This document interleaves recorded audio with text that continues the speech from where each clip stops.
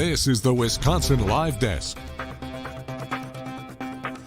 Guys, we have made it to Friday. Thanks for being with us here on Fox Local. I'm your host, Maddie Stelk. I'm going to be with you for the next 2.5 hours, and then Sam Kramer is going to take over. We have a stacked lineup here on the Wisconsin Live Desk. We're going to bring you a little bit of the Lindsay Clancy trial. She's the Massachusetts mother accused of murdering her 3 children, and she's not denying that she didn't do it, but her defense is arguing that she cannot be held criminally responsible due to postpartum psychosis. This has really been a trial that's captivated the nation. It's now on day 17. The defense just resting their case this morning, and right now the prosecution is calling up a set of rebuttal witnesses. We're going to check in with our multimedia reporter, Kaylee Schuyler, in just about a half hour now to figure out what exactly is going on inside the courtroom. She's been following this trial for weeks now, so we're going to get that recap, as really we've noticed that it's gotten a lot of attention on social media. There's been a lot of talk about this, definitely a high interest case for many people, especially those in the medical field or have dealt with the medical system. So we will be sure to bring you a little bit of that. Let's give you a live look outside right now, though, a little closer to home now. 66 degrees. Pretty big cool down that we're seeing here in southeast Wisconsin. That's because a round of storms just came in earlier today, and we are expecting the next round in just a little bit here. We're keeping track on that. That's why it's so important to have your FOX6 Storm Center app. As the weather was popping just a couple hours ago, I was getting, well, at first I had a little bit of a jump scare because all of a sudden there was like this low, deep voice on my phone telling me that there was lightning detected from my location. But it's so key to have that, not only just get the notifications, but have the verbal notification as well, because I was just working on my computer, wasn't even thinking about it, and then got that verbal notification. So really key to have that, especially if you are outside or you have plans later. I know we're monitoring storms, hoping things will pass by the time we've got high school football Friday night tonight after our pretty fun special edition of Wake Up this morning, where we went to South Milwaukee High School. So hoping that the weather clears up before then. We're going to check in with our meteorologist, Stephanie Barrichello, if she's able to join us yet. Looks like she is, so we're good. Steph, sky doesn't look great out there, but we're hoping the storms clear by tonight. Yeah, that's absolutely the hope, because first thing to come to mind is the beginning of the high school football season.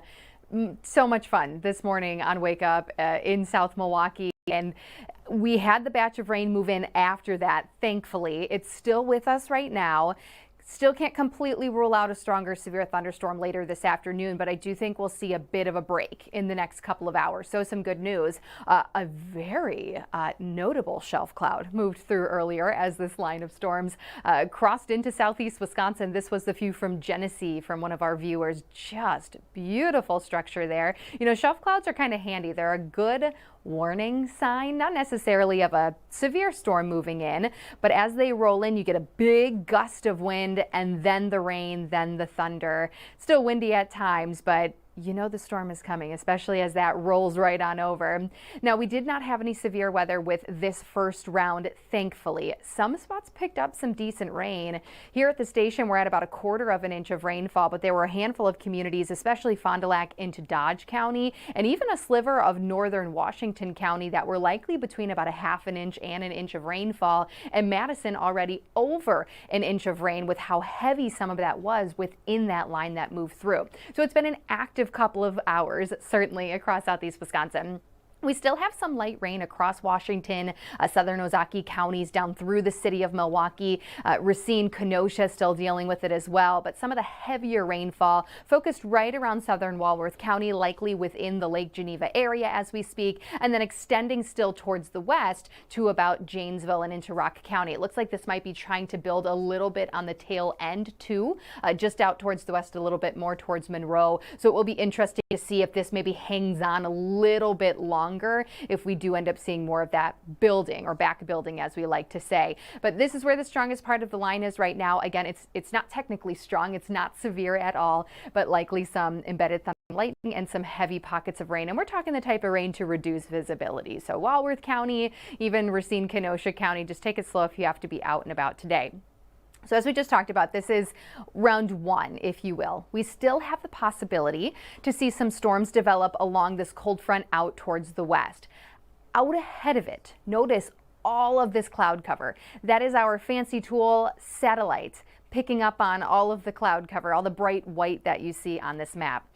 That could really help us out when it comes to keeping some of those additional storms later today a little weaker. What we're really going to need to watch for, though, is if these clouds begin to decrease and we see some sunshine throughout the afternoon during our break, that would mean higher temperatures, higher humidity, and destabilization. So there is still the chance again for some stronger thunderstorms as that cold front moves through. I don't think it's a question of if storms will develop. It really is just a question of, will they be weaker like what we just saw move through, maybe some heavy rain, lightning, thunder, or will they reach severe potential? So that's the big question right now. Again, if we hang on to a lot of this cloud cover, I mean, temperatures are in the 60s, as Maddie mentioned previously. So it is possible if we stay cloudy throughout our break from the rain, that certainly could keep things a little bit weaker. Right now, though, there is some sunshine towards the La Crosse area, so we'll see if we tap into that. A couple of little pop-ups here behind the cold front in northwestern Wisconsin, although nothing menacing at this point in time. There has been an update to the storm prediction centers, that is, convective outlook for today. Everybody previously was upgraded really overnight last night to a level 2 slight risk. That's actually been trimmed back a little bit.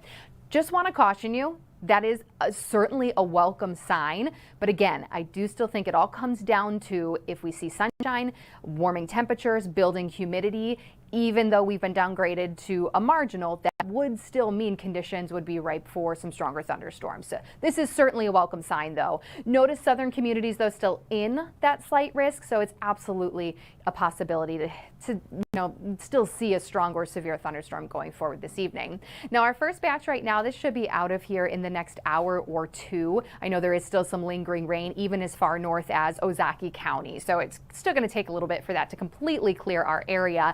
And then I think like clockwork here, as we get closer to our dinner hour, maybe as early as 4 p.m., maybe as late as 6 p.m., we start to see some of these scattered thunderstorms as the cold front works its way through. Now, this run of sky vision, not really honing in on stronger thunderstorms, but there are still a handful of, especially our higher resolution models, that do still pick up that possibility. So that really is the biggest uncertainty at this point in time. It's not going to be as widespread, I think, as the line that just moved through this morning. I do think it'll be more so isolated to scattered. But for high school football games, we could still have ongoing activity during those times. Really through about 8 or 9 p.m. we'll have the chance. So until this cold front really clears our area. So just stay weather aware as the evening goes on. Make sure you're checking radar if you are going to be out and about. The weekend looks a whole lot better. It's possible we see a pop-up Saturday afternoon at Lakeside. That would more so just be lingering moisture on the backside of that storm system. The cold front will have passed. The low itself will be east of us, but on the backside, a lot of times we do see some lingering moisture. So it's not out of the question. Otherwise, both Saturday, Sunday actually looking like really nice days, especially Sunday when it comes to lower humidity. But just, full circle here. Still some lingering rain for another hour or two. Then the chance for scattered thunderstorms after about 4 or 5 p.m. could impact high school football games or the many festivals and events we have going on tonight. It's just that question of if they are weaker showers and storms or stronger showers and storms. So that's something to pay attention to. And you've got me all afternoon, so I will keep you guys updated as things get going later. We are so lucky to have you this afternoon, Steph. So what you're saying is we actually want it to kind of stay like this outside? We do. Oh my gosh. Okay. I guess if you say so. I know. It's hard to wrap your mind around because especially on a Friday, you want sunshine. But it's simple when you think about it, right? It all makes sense. The second the sun comes out, especially after rain, those dew points are going to skyrocket. That's going to add more moisture, more heat, more convective potential, if you will, or more energy is probably an easier way of saying it. And that's all you need for a thunderstorm to pop. Plus, with the fact that the front itself is moving, that's what's keeping the storm chance in for today. So regardless of if they're strong or weak, I do still expect more rain and thunder later today, just simply because that front's moving through. So, and the temperature drop here, we're seeing like Mid-60s, Yep. but you said we are expected to warm up heading into the weekend. We are. It's still 70s, and I do think, number one, the remainder of today is still going to be a bit sticky. I also think tomorrow will still be a little sticky. Dew points maybe around 60, but we'll see upper 70s tomorrow, mid-70s on Sunday. So a very refreshing day on Sunday with lower humidity. And for those of us who don't want summer to go away just yet, actually next week, the middle and late portions of next week, we could have some 80s back in our forecast. So we're in for a little bit more heat heading into the second half of next week. So don't you worry. I know it's late August, but there's still some good warmth out there if you're trying to take advantage of the beach, the pool. Yeah, we'll be up in Door County, so I'm ready for it. Oh, Door County. That'll be so much fun. Yeah. All next week? No, just the end of next week. That's why I was checking. Fair. I wanted to be warm. I want just one more beach day. No, I'm the same way. I feel like this is the palest I've been all summer. I want to get some sun on me. Yeah. So fingers crossed that next week will be good, because this stuff, I was like, oh my gosh. I know. But I guess, honestly, fingers crossed that it stays like this for the days, so that all the events happening tonight can still go on. But of course, so happy to have you with me here. We'll be in this together for the next few hours, so we'll keep checking in with you. Thanks, Steph. Thank you. All right, we are going to take a quick break here on the Wisconsin Live Desk. Again, this is a live look outside right now. It's pretty low temperatures here, down in the 60s, as we're tracking this first round of storms. Again, Steph says it's not a matter of if the next round is coming, but a matter of how strong it is. So we're hoping that the weather stays like this and we don't see any pops of sunshine in a weird, maybe a weird way to think for us non-weather people. But this is what we're hoping for, so that we don't see anything more severe happen later this afternoon. But again, we are going to keep you updated, so keep it right here on Fox Local. We'll be right back in 2 minutes. Stay with us.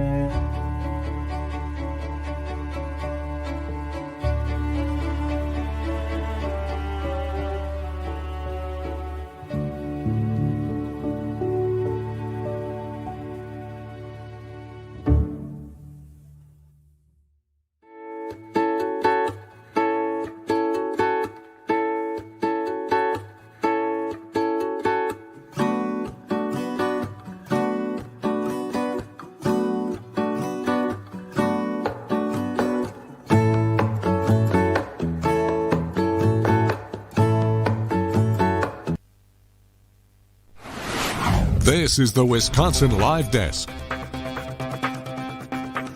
Thanks for being with us here on Fox Local. It is 12:13 on your Friday afternoon. We've made it. We're going to take you out right now to Las Vegas, where the Tupac Shakur murder trial is underway right now. Let's listen in. But there was no coaching, no coercion, nothing of the sort. It was nothing was predetermined. I never provided questions ahead of time either. And once you became involved, obviously there are other people you guys wind up interviewing that aren't Shug or Mr. Davis or Mr. Kading or Mr. Dorsey. Sure. And any of those people, were they compensated for their participation? They were not. So once you came on board, everybody else was uncompensated. Correct. did there come a point in time where you were able to provide a transcript of the actual tapes that were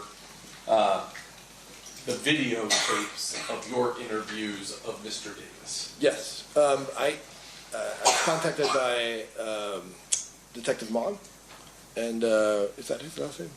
Mogg? Yes.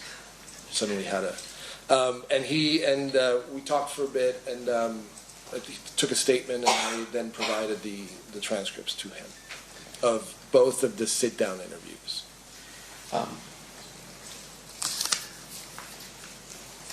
And I'm going to show you something just for identification purposes, but I'm going to show you State's Proposed Exhibit number 113 and 114. Do you recognize at least the first page of those particular transcripts? Yes. And those look like the way your transcripts were provided to Sure. us. Yeah. During the course of this, were you able ever to get, or was E1 Entertainment ever able to get us the tapes themselves, the raw footage? They did not, and I wasn't really privy to that process, but I think that they could not find them. It was what I was told, or maybe they didn't try hard enough. All right, this is live right now in Las Vegas for day 5 of the Tupac Shakur murder trial. We are going to take a quick break here. We're monitoring some severe weather running through southeast Wisconsin, but if you look off to our west, things do appear to be dry and sunny there, which is good, because we're going to be talking with 2 fishermen in just a little bit right now as they take on the ultimate challenge along the Mississippi River. You're not going to want to miss it. We'll be right back in 2 minutes.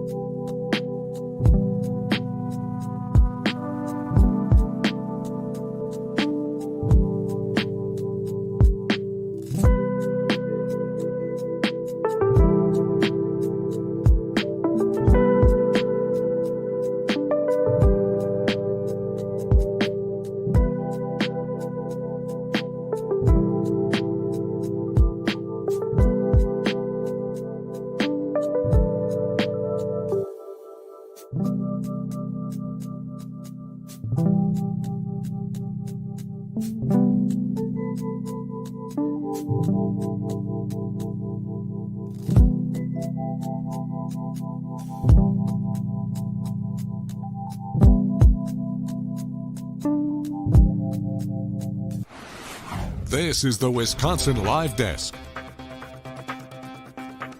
It is 12:18 on your Friday afternoon. Thanks for being with us here on the Wisconsin Live Desk. Let's give you a live look outside right now. This is over our Estabrook Park camera in downtown Milwaukee. Pretty foggy skies here, not the best weather for your Friday afternoon. We're at 66 degrees as we're tracking one round of severe weather and then possibly another later this afternoon. So we'll keep tabs on our forecast. Taking a look at our radar right now. As I was saying, we've got storms here in southeast Wisconsin, but out to our west, things are clear, which is great news for 2 fishermen who are on a ultimate challenge right now, sailing fishing from the top of the Mississippi River all the way to the bottom in Louisiana. I'm joined right now by the Keiths. Guys, thanks so much for joining us here on the Live Desk.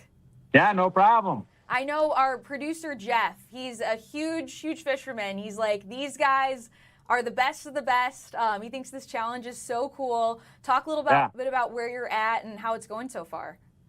Well, it's kind of interesting because I'm a walleye fisherman from up here in Wisconsin, and Keith Boucher is a bass fisherman from down in Alabama. It's actually originally from Louisiana. So we just got together and decided it'd be kind of a cool deal where we start up here where I kind of know the Mississippi and go all the way down to where he knows the Mississippi. So talk about, because you guys just embarked on this journey a few days ago. I know you started in Minnesota. Talk about exactly where you're at right now and what the next stop is. So the first 2 days, there's actually more of the Mississippi above Minneapolis here. I went all the way up to the headwaters in Lake Itasca. But then between Lake Itasca, where we saw the headwaters, and down here, there's actually 12 dams that you can't get around. You'd have to just put in the boat and take it out in the same pool, or maybe have to try and somehow portage this bigger boat around it. So we just kind of visited the upper Mississippi, the headwaters, and then down in Brainerd. And now we're down in Minneapolis, St. Paul, actually sitting in one of the locks on the Mississippi, trying to get into the very top of where you can run a boat. So, and talk a little, because I see you're holding the rope right there. I'm not super familiar with fishing. Talk about like what the lock-in dam looks like, what the process is. If you can see it behind me, it's just basically we're going upriver. So we pulled in to a big set of gates. The water is then lifted up, and then the gates that are in front of us here will open up, and we can move into that pool. And then in about a half hour after we look around that pool a little bit, we're actually going to get back in, lock down, and then our official start of the journey will start all the way down to the Gulf. So. Wow, and this is a long process. I mean, I looked up the Mississippi River, 2,340 miles long. How long are you guys expected to be on this journey? Well, I think the part of our journey that we're going to be taking is between 1,800 and 1,900 miles. We're hoping to get it done in about 12 days, but we're going to take time and go fishing in a bunch of the pools. We're going to be camping every night on shore, setting up camp and stuff. So we're thinking 10 to 12 days, but we do have an extra week or so that if we run into engine problems or weather or anything like that, we do have a little bit more time to get it done. And I know your dynamics are a little different here because I guess I'll say Keith K and Keith P. So Keith K, I know you're a Wisconsin native, and then Keith P, you're from the deep South.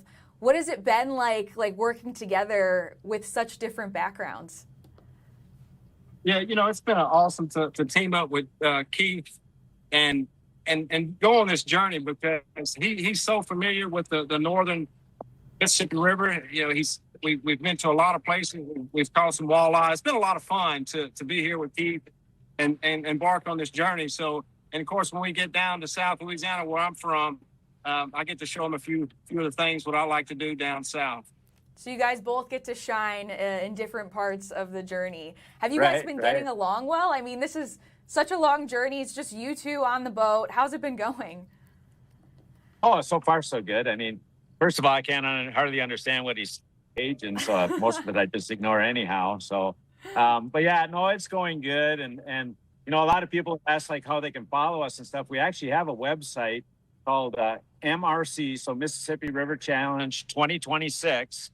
And basically on there, we have a boat tracking system so they can say where we are on the Mississippi. We give an updated status. We actually keep track of all the posts we've done so they can go through. If they miss some of the posts, they can see those. So if they, and right now you can still get in. We have a contest trying to guess 11 of our checkpoints as we go down the river, different lock and dams, or down in Memphis, or down at the end when we get to the Gulf. You try and guess the different times. And we got a bunch of great prizes from our sponsors to give to some of the top people who make the right predictions. So people can follow us along as we go. Yeah, I was looking at the website a little bit, and you've got a live tracker too for people who might want to participate in the contest. So it's to guess the time that you're in the lock-in dam, which would be right now is one of them, correct? Well, certain lock-in dams. Our first checkpoint is lock-in dam number 7. There's actually 27 lock and dams on the Mississippi up here. So we're in number 1 right now. So when we get to number 7, we're going to take down the exact time. And then based on when they predicted we pull into number 7, they'll get points towards the final grand prizes. So that's so much fun for people who get to follow along. And I'm sure a lot of people, big fans of both of you guys. Did you know each other before embarking on this journey here?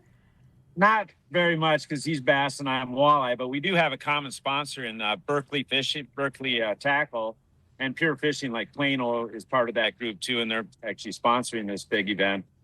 So we were at a big meeting they had. We actually had some meetings, and we went out to eat, and then we were at the hotel bar, and I don't know, I think it was beer 8 or 9, and all of a sudden I was going down the Mississippi. So it kind of, that's the way we met each other, and that's the way it's going so far. I made sure you had a few in him before I asked him to go on a trip with me. And you guys are on this, so it's multiple days long. Are you camping? I know you had mentioned the hotels too. What's that been like? No, we're camping mainly. We stayed in a motel in the upper Mississippi.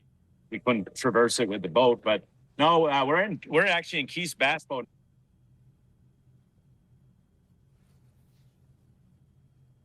Looks like the service might be a little spotty right here, but let's go to some of the videos of their journey so far. Oh, I think they might be back. All right.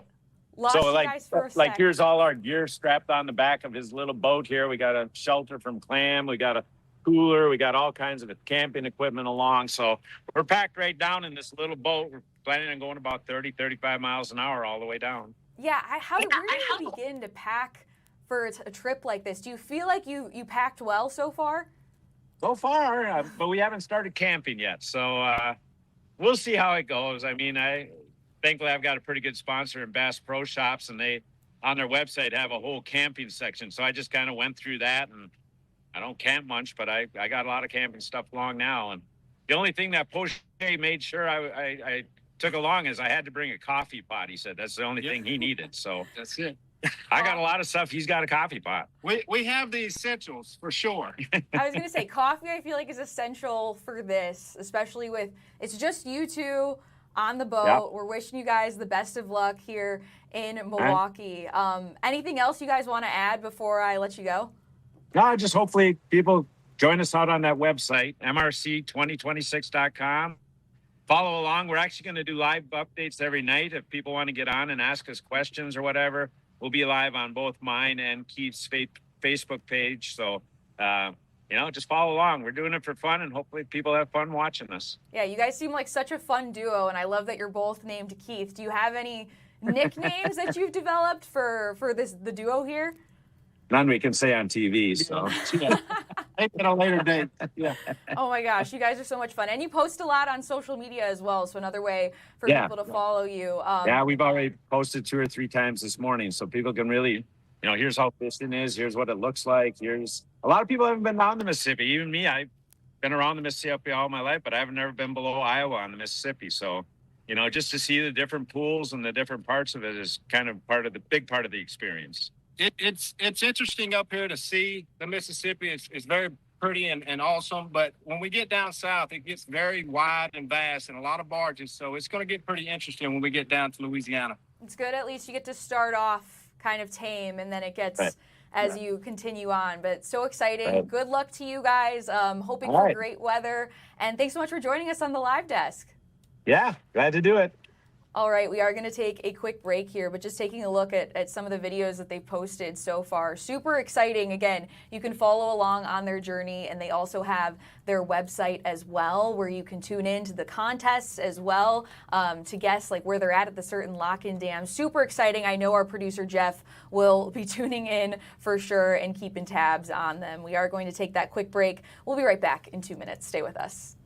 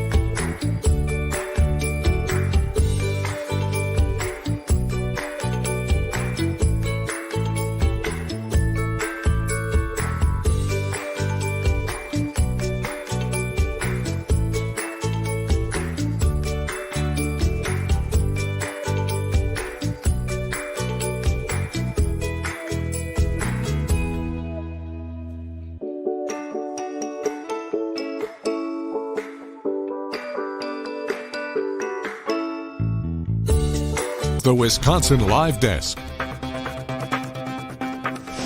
It is 12:30 on your Friday afternoon. Thanks for being with us here on Fox Local. Let's give you a live look right now. This is in the courtroom in Massachusetts right now, where day 17 of the Lindsay Clancy trial is underway. They did just take a lunch break. We know that the defense rested their case earlier this morning. Now the prosecution calling up some rebuttal witnesses. Let's bring in our multimedia reporter, Kaylee Schuyler, live in Plymouth. Kaylee, what did we learn in court this morning?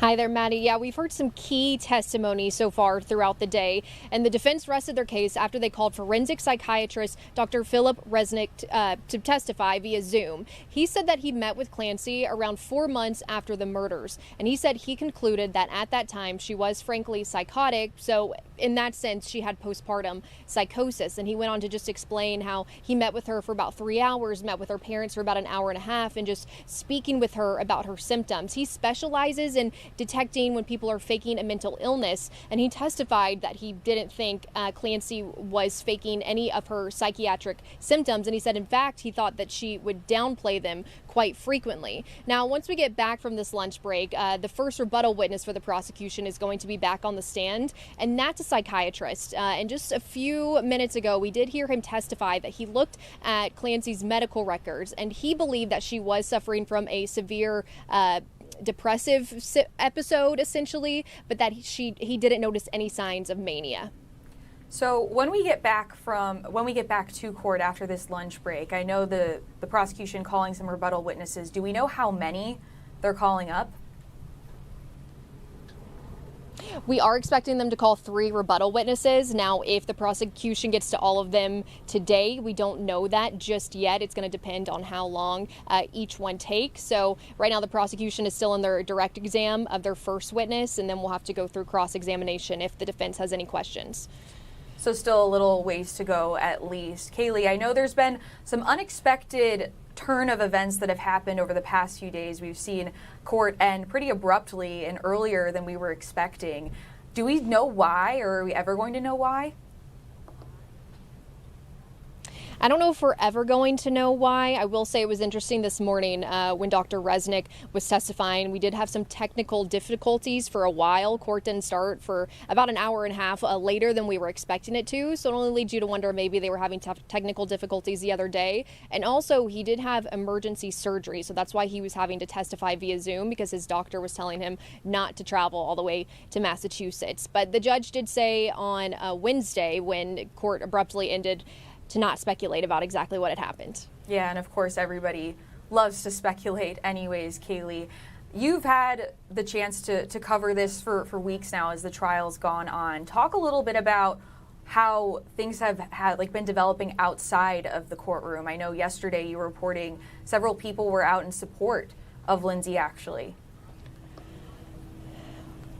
Yeah, Maddie, there were hundreds of Lindsay Clancy supporters out here yesterday morning, and they said they weren't protesting, they said they weren't rallying, they said they were standing in solidarity with Clancy, and they wanted to raise awareness for women's mental health, specifically postpartum mental health. And out here outside of the courthouse wasn't the only gathering. There were dozens across the world, even as far as the Netherlands. So that's something we've seen as this trial has gone on, is more and more people are starting to show up. And our reporter inside the courtroom says that every day the courtroom is getting more and more full. Today it's totally full, and most of the members of the public are wearing pink to show support for Clancy. Wow, this trial really just captivating the nation for so many different reasons, something we'll definitely be following. Kaylee, thanks so much for joining us here on the live desk. All right, we are going to take a quick break right now. Again, still in lunch break right now as we take a live look, but we are going to continue to bring you that trial as the prosecution continues to question their first rebuttal witness. We are going to take that quick break. We'll be right back in 2 minutes.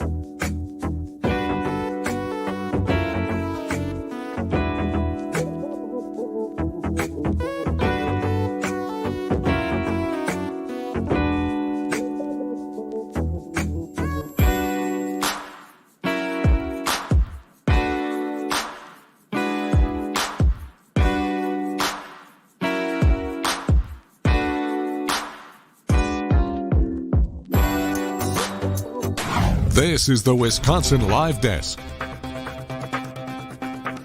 Thanks for being with us here on Fox Local. We're going to go out right now to a conference with the Boys and Girls Club right now, celebrating the success of its first Blue Door Academy pilot site at Underwood Elementary School right now. Superintendent speaking right now, so let's listen in.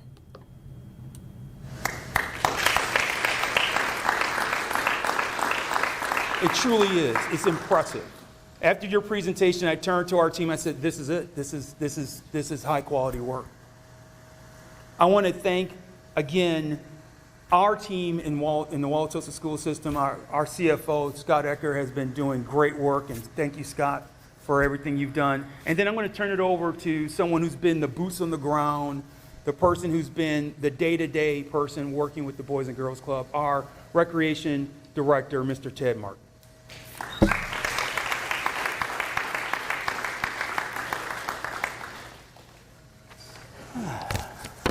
This is truly a special day. I'm coming from 3 different lenses here. I am the Director of Recreation for Wauwatosa. I am the liaison for before and after school care programming. And I am a parent who in a few years will have a little guy walk through those doors, those exact doors right now. And in those roles, especially as the Director of Recreation, I have the constant thought of how do we live out this vision of a healthier, happier, more connected Wauwatosa. And so many times those visions are these giant ideas. We're going to do this, we're going to do this. But sometimes it's something simple, like reliable, dependable, safe childcare enrichment programs for children. And that's what we have right here. That's what today is about. Reliable, high-quality childcare has an impact that reaches beyond just our children. It truly does. It means that children have a safe and welcoming place. As you've heard numerous times today, it's about those relationships. They know that they have people that can rely on them, that they can rely on, and that they have somebody to connect with. Safe, reliable childcare and enrichment programs also are huge for our families who need to build routines and structures. That builds a healthier, happier, more connected Wauwatosa. It also puts our parents' mind at ease, that they know that they have a champion for their child there, rooting them on, helping them, supporting them, building them up. And time and time and time again throughout this summer, when I have made stops here, or when I have talked to Jen and Evie, who have done wonderful work this summer, I have seen that with Blue Door. And I am so excited to see where this goes. With my role as the liaison for our families, I am the one that our families will come to when there's questions, when they're wondering about a registration system, when they're wondering about how do I connect with this. And the thing that I'm so most excited about is that when we've talked and worked with Blue Door, it's about the idea that, yeah, this is the first year. We're going to make something wonderful here. The team of Academy managers, I got to meet all of them. Holy shnikes. We got champions for children in each one of these spots. It is wonderful. We've talked about forming these true partnerships with our school buildings. Yes, our academy managers, they know our principals. They have those relationships that they're building with those principals of, yes, we might be here in the beginning of the day, we might be here at the end of the day, but we're also here during the day. And it's not your kids and our kids, it is all about our kids. We're doing something great here. This is about the future of what we're going to build. And I'm so excited for it. We have the right people here, and we have the right ideas. And I'm so excited to be part of a program that I know my little guy, when he walks in here, is going to be cared for, he's going to be supported, and he's going to have that upward trajectory that he wouldn't have if it wasn't for this Blue Door Academy. So thank you all very much. We're excited to get going. Game on. Let's do this.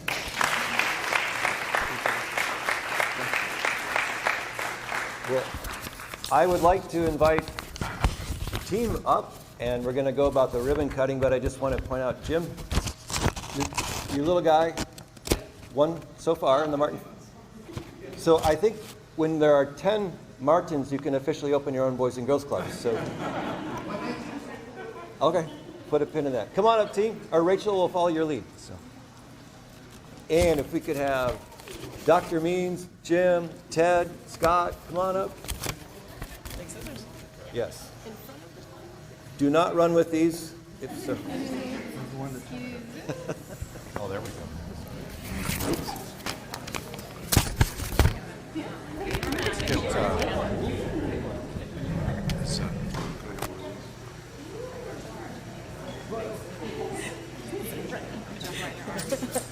This is not exactly what I meant.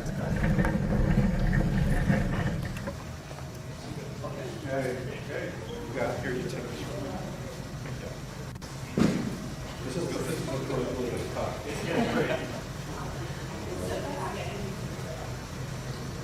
And 1, 2, 3. All right.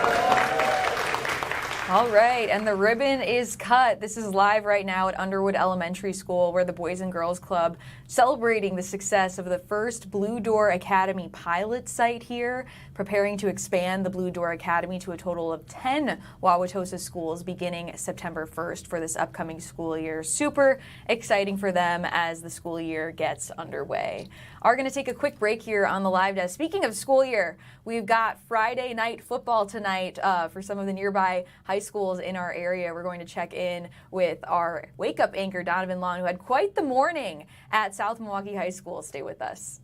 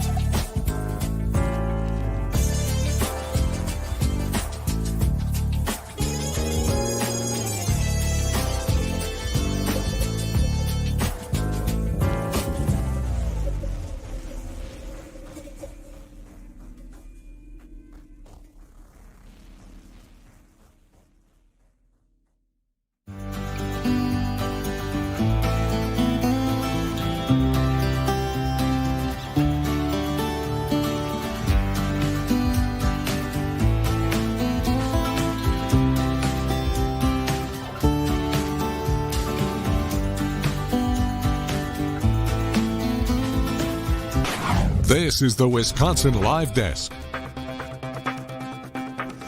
We have made it to Friday. Welcome back to the Wisconsin Live Desk. Give you a live look outside right now.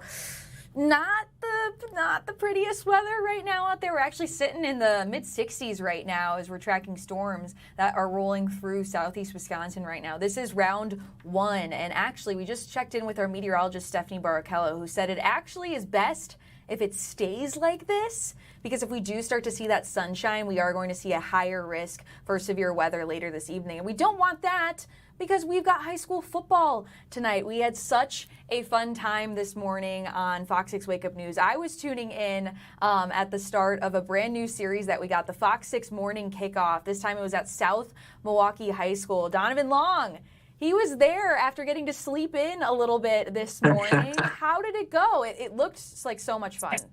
Maddie, it was electric, and I think that's putting it lightly. Yes, I did get to sleep in. You know you got to sleep in. You get up early when you get to sleep until 5 o'clock, I should say. In any case, it was absolutely wonderful being at South Milwaukee High School on Spathos Field. I got to tell you, man, those folks, be it the students, the staff, the teachers, they were equally as excited as we were. And the best thing for me is get to see different groups, organizations, different students interact with each other and just rally around an incredible rivalry that's 100 years in the making. We know that South Milwaukee is going to host the Cudahy Packers tonight starting at 7 o'clock. And there's a lot riding on this game, I should say, and that's putting it lightly. They go back decades, 100 years. This rivalry started in 1922, Maddie. And so most recently, Cudahy won the game in 2023, the last time they hosted and or played the Cudahy Packers, and they beat the Cudahy Packers 44-8. So arguably, the Cudahy Packers could be out for blood tonight as they're looking to take this traveling hammer back to their turf. So it's called the Battle of the Hammer, and that's what the whole football game is called tonight. The hammer rests at South Milwaukee. They're going to try to hold on to it, and if they don't win the game, they're going to have to give it back away to the Cudahy Packers for them to hold on to it until they meet each other again on the field. It's so exciting, and it was so much fun to watch, and a lot of fun highlights, including, I remember yesterday when we had chatted talking to a coach who's been there for decades now. We actually have a clip that we're going to play, and then we'll debrief that interaction. Sure. Okay, ladies and gentlemen, the man, the myth, the legend, Coach Stan Druckrye right beside me. Brother, thanks for joining us this morning. Talk to me about how do you stay so young in health and in mind? What's the biggest secret here? I think it's being consistent, working out almost 5 days a week, and just being involved with the young people makes a big difference. Difference. You told me that you feel like you're sometimes in your 30s or 40s. How do you maintain that? It's just, I think, a mental attitude, and again, just being around younger people really helps. Working with the kids every day, it's a great opportunity. It's really great to see the different parts of the athletic department support other parts. You've got the track and cross country and your representation supporting the football team tonight. What does this represent, the rivalry game, for you? As long as you've been here 55 years, which, by the way, is amazing, man. I appreciate that. Yes. Yeah, the rivalry with Cudahy is just awesome. And seeing it for 55 years, the pack stands, the kids, it's great to see.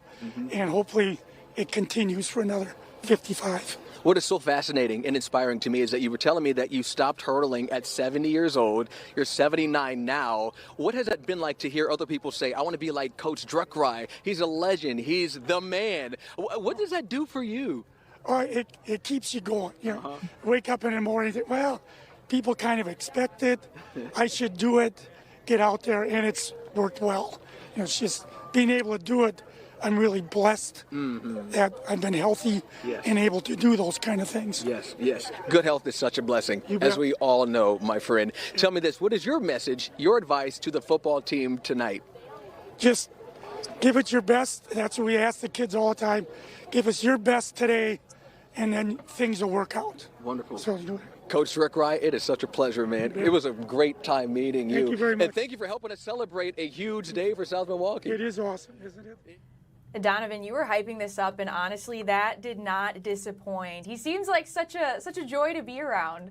Yeah, I'm telling you what, it's funny. I'm sitting here watching the content back, Maddie, and of course I was obviously there, but there was so much going around. But being in my own home and digesting what he was saying in a different way and kind of like relishing in that moment, it is so heartwarming. The entire time I'm smiling because Coach Druckery is like a national treasure. He is more than just a coach to that community. He is somebody who people rally behind, who people have tremendous respect for, and someone that you will always remember when you reflect on your high school days. So South Milwaukee and that part of the community, they are so lucky to have Coach Druckery. It's funny, when we were getting set up and talking about other parts of the morning throughout the broadcast earlier, I caught Coach Druckery's eye, and I'm like, oh my gosh, I didn't know you were going to be here this morning. He didn't tell me he was. So I was surprised to see him, but not. I was surprised to see him, but then not surprised, because he's a man who's going to show up for the people who he loves, supports, and the people that he just loves to be around. So, and in essence, it wasn't a surprise, but what a journey it's been just getting to know him. I'm so thrilled and grateful I had the opportunity. Yeah, you bring up such a great point there, and I feel like one of my main values is like showing up for the people I care about, and it again just another example of how much he cares about that community. And I loved what he said too about it keeps you young to be around the young people. That was really resonated with me too. It's so much fun, I feel like, to have different dynamics in even our newsroom, and having like the young with like the older, more seasoned anchors. 100%. I love that. And even for me, I mean, I look up to him not only as someone who likes to say fit, but as I look up to him as a man. Just what he stands for, the code he lives by, and just the kind of benevolent person he is, and that I have known him to be. In a short amount of time, I've gotten to get to know him, which, by the way, has been like, 48 to 72 hours? But he made that much of an impact. That is the kind of man he is. What you see is what you get, and he will be someone I will definitely remember as some of the greatest people I've spoken with throughout my career. That's really cool. And he has to drop the workout routine for real, because he is kicking it. Do you know did he like get into what he does day to day? 5 days a week, he said, right? If 5 days a week, you're exactly right. You know what's funny? I didn't ask him about his workout plan, although I really feel like I should. I know where to find him to go back and ask the question. But I do know he walks, he runs, he does lift weights as well. But I need to break it up by like, okay, are you doing chest and triceps on Monday, leg days on Tuesday, cardio on a Wednesday? I need, like you said, the full rundown, because whatever he's doing, Maddie, that man is doing it right. He is, like I mentioned, 78 or 79 years old. He stopped hurling at 70 years old. So that just goes to show, if you take care of your body, it will take care of you, Maddie. Hurdling. I don't even know if I can hurdle, and I'm 24. I know I can't. I heard that. Now that I'm thinking about it, when we were watching it back and he said 70, I was like, are you kidding me? Yeah. That's what my mouth dropped when he said that, when I first was talking to him on the front end before I got to know him a little better. I was like, 70? Sir, what is the secret? Let me know. I'm 33 now, but my gosh, by the time I get your age, I want to still remain healthy and active. So he's a great example of that. Yeah, so we need the workout routine. And then also, you talk a little bit about like what an example of the history and the rivalry here. I know we've got our poll going, Donovan. Yeah. Any thoughts on the results so far? Let me tell you what, I feel like I'm almost to a degree biased at this point, because I've spent so much time with South Milwaukee. But I'm not surprised by the poll results, because the people who were out there on the field, they were so energetic, so excited, so thrilled, not only for us to be there, but to celebrate football, the return of high school football, especially for them tonight. I know it started yesterday for some schools, but for South Milwaukee, it starts tonight at 7 o'clock.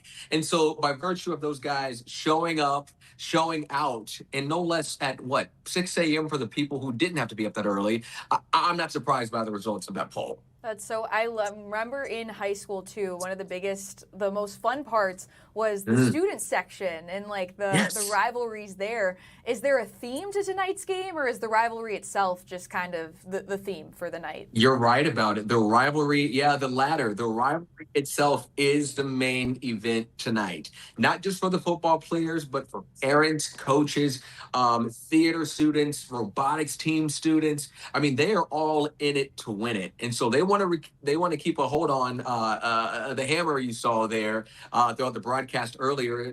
Tonight's game's called the Battle for the Hammer. South Milwaukee has it now. We'll see if they can hold on to it tonight after the game. Oh, we know after last year, I think you said there was a pretty big defeat there. So I'm sure Cudahy's like out for Yes. blood tonight. So 44-8. I The know. last Oh. time they played each other was in 2023. South Milwaukee Rockets took it home, winning 44-8. So that was kind of a nasty, sizable score there. So they're probably hoping to have the same kind of energy tonight on the field. Yeah, the Packers in their revenge era for sure, Oh, yeah. Donovan. And this new series, so much fun. Fox 6 morning kickoff. Is this an every Friday thing for people who might not know, or is it just every so often? Good question. So that is the goal. This was our first one ever. So we're trying to gather our bearings, build off of what we started with South Milwaukee, who, by the way, was excellent to work with.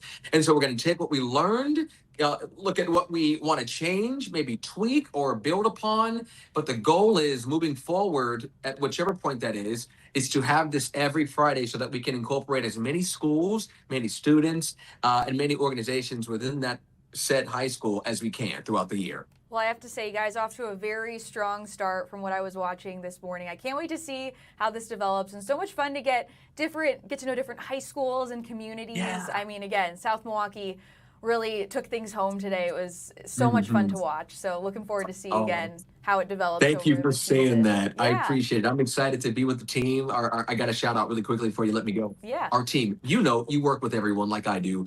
Our manager, Sarah, our assistant news director, Sarah, our news director, Amanda, mixed with the photographers, the editors, our wonderful producers, our digital team, our creative services team. I mean, man, did we work in tandem today to try to give our viewers the best product that we can in terms of spotlighting their kids, their community. And so none of this would have been possible without our team. It wasn't just the people you see in front of the camera like me. It was more so the people you see behind the camera with the help of the athletic director at South Milwaukee High School. No, absolutely. It takes a village, seriously, here yeah. at Fox 6. Anything else you want to add, Donovan, before I let you go? Hey, I'm excited to see and wait. I'm going to a Brewers game, so I'm switching my gears to a different sport, but I'm excited to wake up in the morning or check back in with my phone tonight to see who is going to win the battle for the hammer, Maddie. I am too. So excited. And also, fingers crossed for the Brewers today. I hope you have fun at the game, Donovan. Thanks for joining us. Let's get one more look at our poll here. So let's see. I mean, obviously, we had this running this morning. I'm sure a lot of South Milwaukee High School parents, fans were watching, which may have maybe tweaked the results here a little bit that we're seeing. But again, still time to change these numbers. We've got South Milwaukee at 77%. We want them to take it on. Or Cudahy, the underdogs here. Again, Donovan said, kind of in their revenge era right now. Last time these two teams played was in 2023. Pretty big loss for the Packers that year. They lost 44-8. So should be an exciting game tonight. It's always so much fun to watch the crosstown rivalry games. Delaney, did you have a big rival in high school football? We did. I went to Tosa West, so our rival was Tosa East. Does that still stand true today? I think it's still, a big thing today. Yeah, I went to, I had the same thing where it was like crosstown. It was the same town. And I was, I grew up in the Chicago suburbs, but I grew up in Palatine, and the Fremd Palatine crosstown was like the biggest thing. So I'm sure I can picture what it's like between these two student sections and how it might go down tonight. But again, hopefully the weather holds up for that as well. So we'll have another look at our forecast in just a bit here. But first, we are going to take a quick break on the Wisconsin Live Desk. Stay tuned for that forecast update in 2 minutes.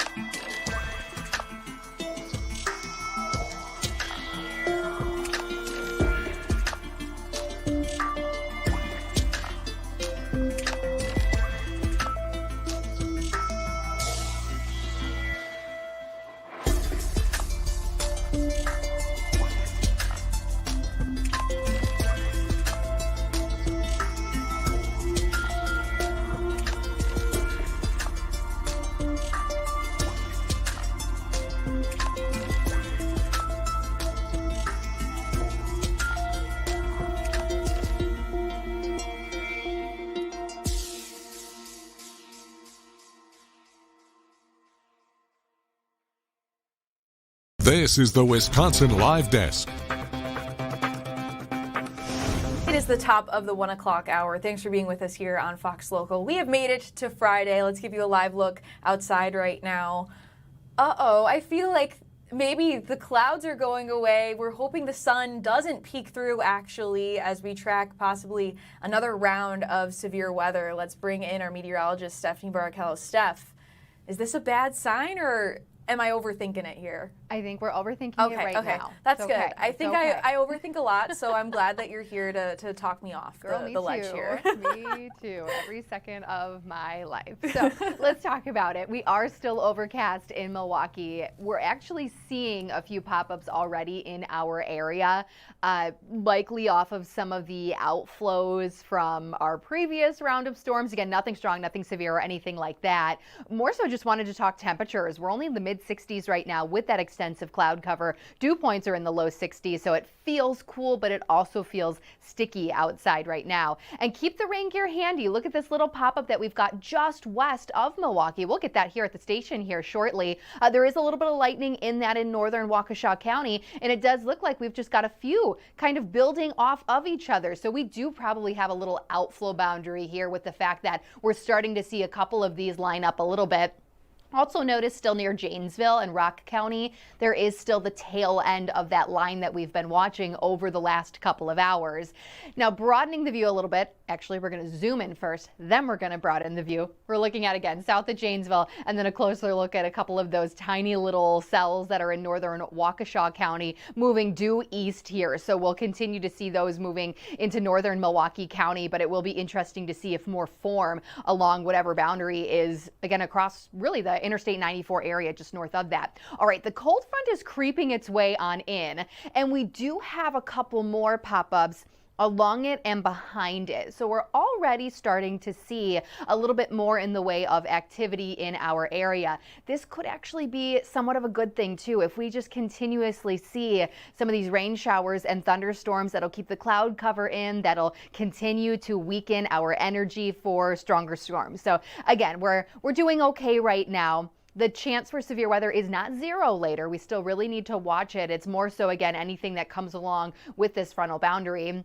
There are just a few showers south of La Crosse, and then notice in northwestern Wisconsin, these are very spotty too. Once again, they're not strong, they're not severe, they're just in the process of developing. Keep in mind, La Crosse has actually seen sunshine today, so those will be interesting to watch in, the next 20-30 minutes to see if they do anything, for lack of better words. But the fact that this front is already working its way into our area, just keep in mind that we'll still have the chance for more of these scattered showers and thunderstorms. I think somewhat better chance to see the front itself closer to about 4 or 5 p.m. These don't move terribly quickly, but it just goes to show that the chance for rain and thunder will still be with us here throughout the rest of the day today. I showed you this earlier. This is our latest convective outlook, which is just a fancy way of saying our chances for severe weather from the Storm Prediction Center. Now, earlier, everybody was under a slight risk. It has been trimmed back a bit. So southern communities right now still under that slight risk, with the rest of southeast Wisconsin under the marginal. Regardless of this, I will echo everything I said earlier. If we see a period of time with sunshine and rising dew points out ahead of that cold front, we will still have the possibility for strong or severe thunderstorms. Again, right now we're in a good place, and if we maintain some of this cloud cover and continually see more showers and storms develop too off of different outflow boundaries, again, that certainly could help us out. Now, going forward today, we will once again just watch what develops out west and how it moves eastward with that frontal boundary. I do still think we need to plan on at least a few more showers and thunderstorms through maybe even 8 or 9 p.m. My first thought initially goes to high school football games, with the fact that it's the beginning of the season. I know there were a handful of games last night as well, but there's so many other festivals and events happening throughout the night tonight. anything outdoors. Number one, bring rain gear. And number two, have that Storm Center app, have the Fox Local app as well, so that you can get those continuous updates. And certainly when it comes to that severe weather potential, don't downplay it. We do still have that possibility. Make sure you have a way to receive alerts if anything is put out later on today. Now, skipping ahead to the weekend, because once this front clears our area, we will dry out overnight tonight. Most of Saturday will be dry. There's the slight chance for a stray pop-up here or there. That's more so lakeshore communities. I know Sky Vision's trying to bring it inland a little bit more, but more so lakeshore. It'll just be lingering moisture on the backside of a low pressure system. So the cold front will pass tonight. Most of Saturday will be dry, just that slight chance for an isolated shower or thunderstorm. Otherwise, we're looking pretty good Sunday, too. So most of the active weather, really all of the active weather, is just going to be in the next couple of hours through later tonight. Milwaukee has dried out a little bit for now. We'll watch those couple of little pop-ups again that are out in Waukesha County. But if we continue to see more of that, again, that could help us out going forward. But until that cold front completely clears our area later tonight, we will still need to be weather aware, Maddie. So maybe a little update for you there, but I think we still have some time ahead of us before we know what these storms out west are going to do. Steph, thanks for being not only a meteorologist, but also my weather therapist for talking me off the ledge there that we are still in the clear. And again, yeah, fingers crossed for tonight. Of course, we're hoping that weather stays good for those football games. Steph, thanks so much for joining us. We will keep checking in, as you know. I am also, I'm literally clipping it right now because that was really funny. But thanks, Steph. Again, yeah, taking a live look outside. Still an overcast right now. Still in pretty cold outside right now. We're in the mid-60s. We'll keep an eye on our forecast. Keep checking in with Steph if things do start to pop. And again, we were talking about high school football. Remember to tap into our poll right here. This morning we had our Fox 6 morning kickoff at South Milwaukee High School. Big rivalry tonight, and a historic rivalry as well about who's going to take home the hammer. Right now, South Milwaukee has it because they won against Cudahy a couple of years ago for that face-off. So again, Cudahy out for blood tonight. Should be a good game. Again, you can scan that QR code on your screen or go to fox6now.com/poll if you want to tap in and vote as well. Going to take a quick break here on the Wisconsin Live Desk. Check in with some of our reporters over this next hour, so stay with us.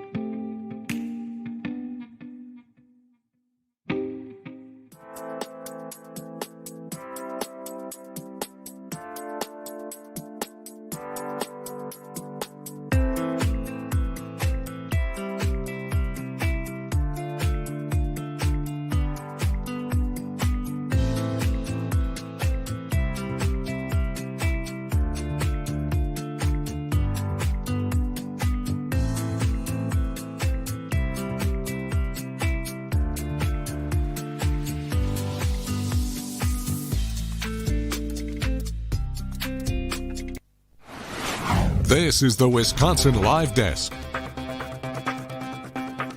1:12 on your Friday afternoon. We're tracking the potential of some severe storms that could be heading in later this afternoon. Let's take a look at your radar right now. First round moving out of southeast Wisconsin right now. We are getting updates from our meteorologist Stephanie Barrichello every hour, so keep it right here on Fox Local for the very latest. But you can see on the bottom left corner of your screen, 66 degrees, a major cool down today. Again, if we are starting to see the sun and the weather warm up a little bit, it will increase our risk. So of course, when those storms do pop, if they do, we will be the first. You'll be the first to know. If you keep it right here on Fox Local. Again, live look outside right now. Still an overcast. Steph talked me off that ledge there because I did see a little bit of light there. But again, still gloomy afternoon in Milwaukee, if you will, based on our banner down below. But we will keep tabs on this, and if things do change, we will let you know as soon as we can. Bit of a crazy video coming out of Fond du Lac right now. The sheriff's office releasing it after there was a pursuit that was on a car, on foot, and then in a cornfield. Let's take a look at it right now. This was just released. It happened on August 18th, so a few days ago, but they just released the video today. Let's take a listen.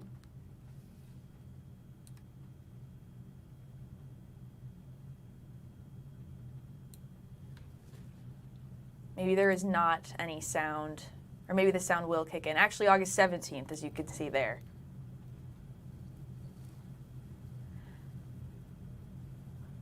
All right, guys, I don't think there is any sound, so I'm just going to talk over this. But basically, it's happened on... Oh! 55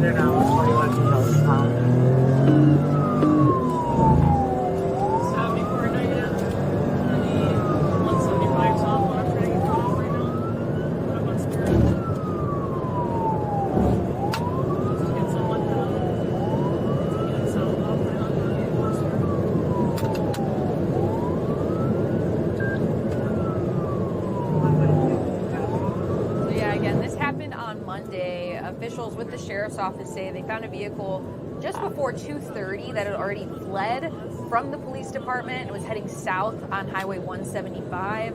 The suspect in the vehicle refused to pull over, led deputies on a high-speed pursuit, as you see here. Later, they used a tire deflation device, and the suspect then got out of the vehicle. And then here, well, I'm getting too ahead of myself. But right now, this is the pursuit that's going on right now. Again, the suspect originally had fled from the Fond du Lac Police Department, again, leading to this high-speed chase. Happened on Monday. This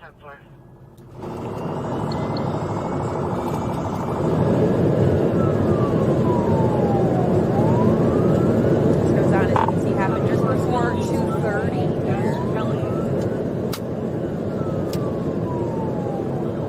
Pretty long chase, as you can see. Northbound on K from B.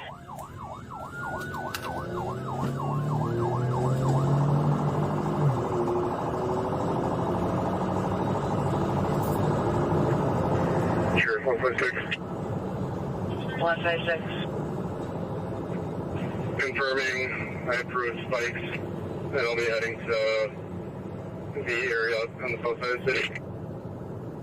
And there you Copy 156 approved spike. see the car in view there a little bit. Again, this chase went on for a pretty long time.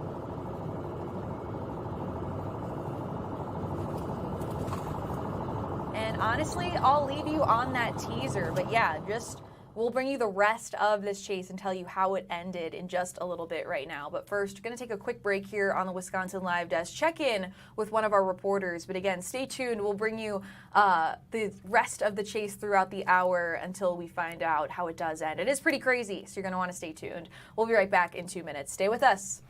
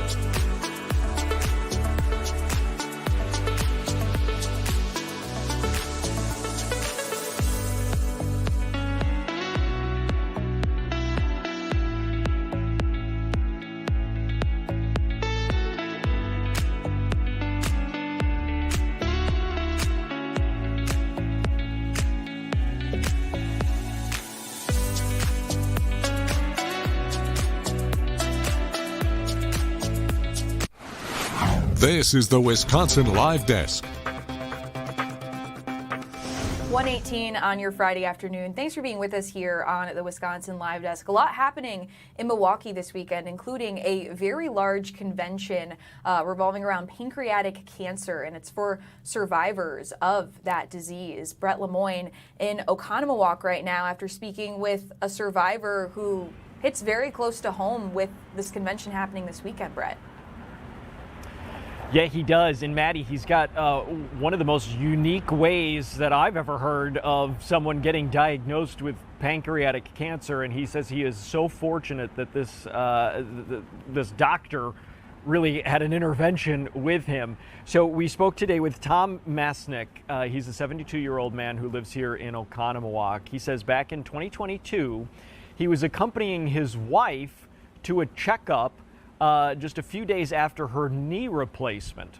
And the wife goes back and she's getting some x-rays and she's getting some work done behind the scenes here. And Tom's alone with the doctor.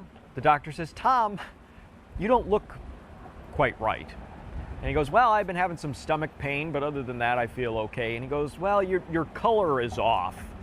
And that's all that it took. He said, "I want you to go to the doctor today and get checked up." So Tom went right to his doctor right after that, had some blood work done. They said the levels are just off the charts. Something is not right. The next day, he goes in. They were going to clean out his gallbladder. They go in there and they say, "Ooh, it's not your gallbladder. It's your pancreas." And he ultimately was diagnosed with stage 2B pancreatic cancer, the 2B meaning that it had spread to his lymph nodes, and started treatment then right away. This is now, over the course now of 4 years, because the cancer sadly came back. It ended up in his lungs. He had to have part of his lung removed. He lost 94 pounds. He had 14 different procedures over the last 4 years. He had a bad reaction to the chemotherapy. In fact, the chemo ended up not working quite the way that they wanted it to, so they had to extend the duration of how long each session of chemo he got. He was receiving chemo treatments for 8 hours a day, Maddie. So, I mean, when we say grueling, this was absolutely grueling. He's come out the other end now, cancer-free. And again, like you said, he's speaking out about his diagnosis because of this huge convention that's taking place this weekend in Milwaukee. Yeah, talk a little bit more about the convention for people who might want to attend or take part. Yeah, it's the Sina Magowitz Foundation, and they're a national organization that does a lot with pancreatic cancer research and clinical trials and networking with doctors all over the country. For the last 4 years, I'm told they've had their convention here in Milwaukee. And one of the reasons is because Fredert has such a strong reputation and world-renowned doctors when it comes to treating pancreatic cancer, that they've kind of partnered with them for this. But they say, Sina Magowitz says, this is the world's largest gathering of pancreatic cancer patients, survivors, and caregivers, and it's happening right here in Milwaukee. So Tom says the timing of this was also beneficial to him because, again, they've been coming here for the last 4 years to Milwaukee. Well, it's been 4 years since Tom has been battling pancreatic cancer, and he says it's been a great resource for him to be able to reach out to other survivors that are going through similar treatments. He was able to get on a clinical trial through this foundation. So it's been a real huge benefit for him and the hundreds of other survivors. I believe they're expecting about 150 survivors that will be at this convention this weekend. Wow, I'm sure so many more incredible stories to be shared this weekend at that convention. Brett, thanks so much for joining us on the Live Desk. Looking forward to hearing more from him coming up on our later newscasts. Brett, thanks so much. All right, we're going to take a quick break here on the Wisconsin Live Desk. Again, that convention happening in Milwaukee this weekend if you do want to take part. I know Brett will be reporting on this later, and we'll have an article on our website, fox6now.com, where you can learn more if you are interested in this. I'm going to take a quick break here. We'll be right back in 2 minutes. Stay with us.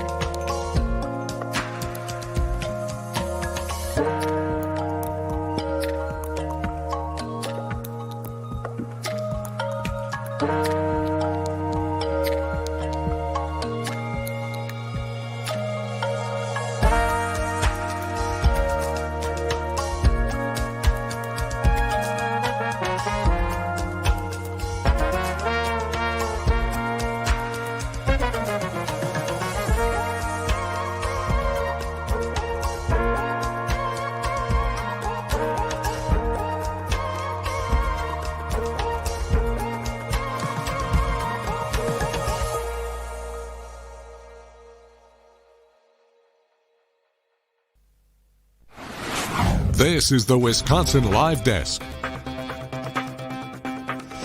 1:26 on your Friday afternoon. Thanks for being with us here on Fox Local. Let's give you a live look outside right now. Still overcast, gloomy Friday in downtown Milwaukee. We saw the first round of severe weather come through earlier this afternoon, and we are tracking the potential for another round later this evening. It all kind of depends on whether or not the sun does peak out here and things do start to warm up again. Still very fluid. We don't know what could happen yet. Our weather team is tracking it very closely and will continue to give you updates throughout these hours here on Fox Local, so you're not going to want to miss it. So keep it right here as we continue to track your forecast. But for now, we are going to take you out to Massachusetts. We checked in earlier on the Wisconsin Live Desk with our multimedia reporters, Kaylee Schuyler, as we're now on day 17 of the Lindsay Clancy trial. She is the woman accused of murdering her 3 children, and she's not denying that, but she is pleading not guilty for not being held criminally responsible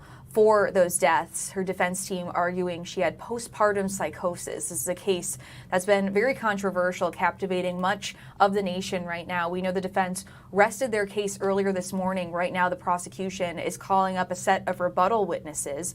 Right now, the first rebuttal witness is on the stand right now, Dr. Avram Mack. He's the psychiatrist who's been testifying as a prosecution rebuttal witness. He's now back on the stand after lunch break, so let's listen in. Describe the same for both Cora and then Callan. Essentially, yes. Okay. And the voice that she said she heard, was it one time or more than one time she heard the voice? Multiple times is what she described. And after she had killed the kids, did the voice continue in her report? I don't remember that it did. It may have, I don't remember. And then after the kids were gone, she then made an effort to take her own life, correct? And how did she do that? Right, so she did. She described that she went ahead to take her life or attempt to take her life with multiple steps. She went to her room upstairs in the house and took the various medications that were present, She cut at her wrists and at her neck, and then she caused herself to fall from the window. Okay. And as far as going out the window, did she tell you whether she had to do anything with the screen? She described to me that she cut the screen. Okay. And then she dove out the window. Well, objection, that's not what he said. Well, what did she do after she cut the screen? She fell from the window. Did you ask her, or was there conversation about the phone call that she received from Patrick? There was. And was she able to clearly identify when the call came from Patrick?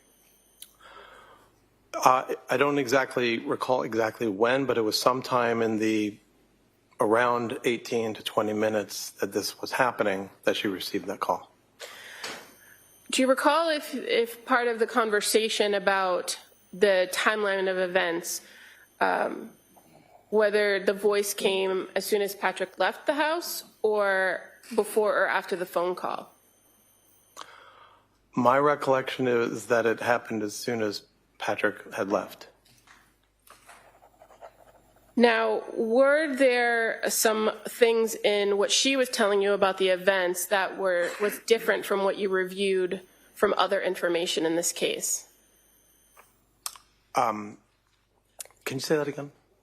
Yeah, I'm just asking if you recall that there were things in the version that she told you in your interview that were different or not consistent with the information you knew about the case. Well, two things come to mind. One is the locking or the closing of the bedroom door, and the other is the cutting of the screen of the window. Okay, and as far as the locking or closing of the bedroom door, do you recall what she told you about that? She denied that she had done that. And so from the information you reviewed about reports from Patrick and everything else, did you know that the door had been locked? That was my understanding. And the second thing that you indicated about the screen, what information did you have about the screen that was different from what she reported to you? I believe there was a question as to whether the screen had been cut, perhaps with a sharp. And as far as the going out the window piece of it, you were aware that she didn't have any head injury, correct? Yes, I am. That she had the spinal injuries, the C1 injury, but no injuries to her head. Correct. And as far as her report of taking medication or taking pills, did you know whether she took all the pills that she had in the house or? Well, I'm not sure about the house. She described all the pills in her bedroom. And were you aware that there were other pill bottles located in other parts of the house? I'm not sure I knew that. How about the phone call? She indicated that at the time of the phone call, she believed she had the baby in her hand and she was doing something like taking food out of the fridge or getting food ready for the kids. You recall that? Yes. And were you aware, do you recall seeing crime scene photos that show that the kids' bowls were in the living room? Yes. And that Patrick later reported that he had seen Dawson eating green beans and chicken nuggets before he left the house? Were you aware of that?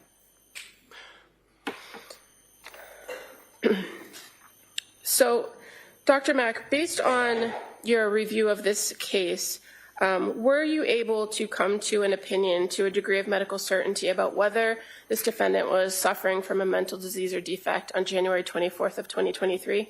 Yes, I did. And what is that opinion? That, yes, she was suffering from a... All right, this is live right now in Plymouth, Massachusetts on day 17 of the Lindsay Clancy trial right now. The prosecution calling up a set of rebuttal witnesses right now. This is the first one here, a psychiatrist that has been testifying as the prosecution's rebuttal witness here, back on the stand after a lunch break. We'll continue to follow this here and bring you more of that trial. But for now, let's give you a live look back in Milwaukee right now. We're tracking another round of severe weather here, taking a look at your radar right now. We saw the first round come in earlier this afternoon. Again, tracking another one later in the afternoon. We're going to check in continuously with our meteorologist, Stephanie Barrichello. If things do start to pop, you will be the first to know. We're going to take you out right now to Washington County, where this is not the first round of severe weather that we've had this week at all. We actually just saw a confirmed EF0 tornado that actually tore through Washington County just a couple of days ago. And there's a farm there suffering from the damage after it rolled through. Our Ashley Sears live there now. And Ashley, I saw the photos. It's pretty devastating for them. Yeah, so we're at Bossy's farm in Colgate, and on Tuesday evening, you mentioned that tornado.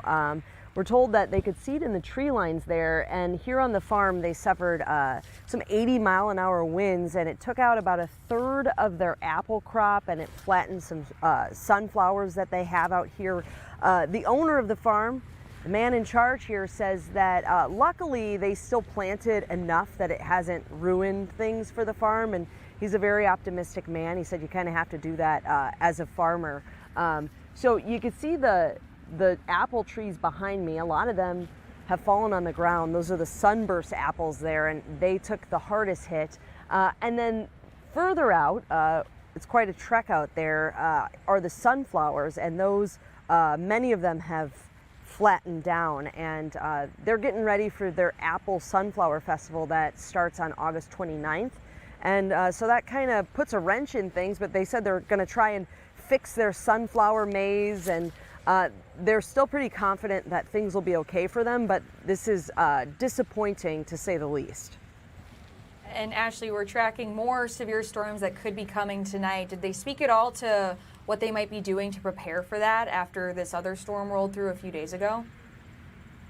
No, he said, you have to kind of roll with the punches when you're a farmer. So they'll just take in what happens to them. And they said this has just been a wild weather year for them. They had extreme, it got warm really early in March, and their strawberries came in early. And then he said they had to deal with heavy rains and then drought-like conditions and then heavy rains again. So he said this is kind of all part of being a farmer, but he can't remember a wild weather year, anything wilder than it has been in 2026. Yeah, it has been a really crazy weather summer for sure, Ash. Thanks so much for joining us on the live desk. Good to know that they're bouncing back and trying to recover out here. All right, we are going to take a quick break here, take you back out to the Lindsay Clancy trial that's underway right now. When we come back, stay with us.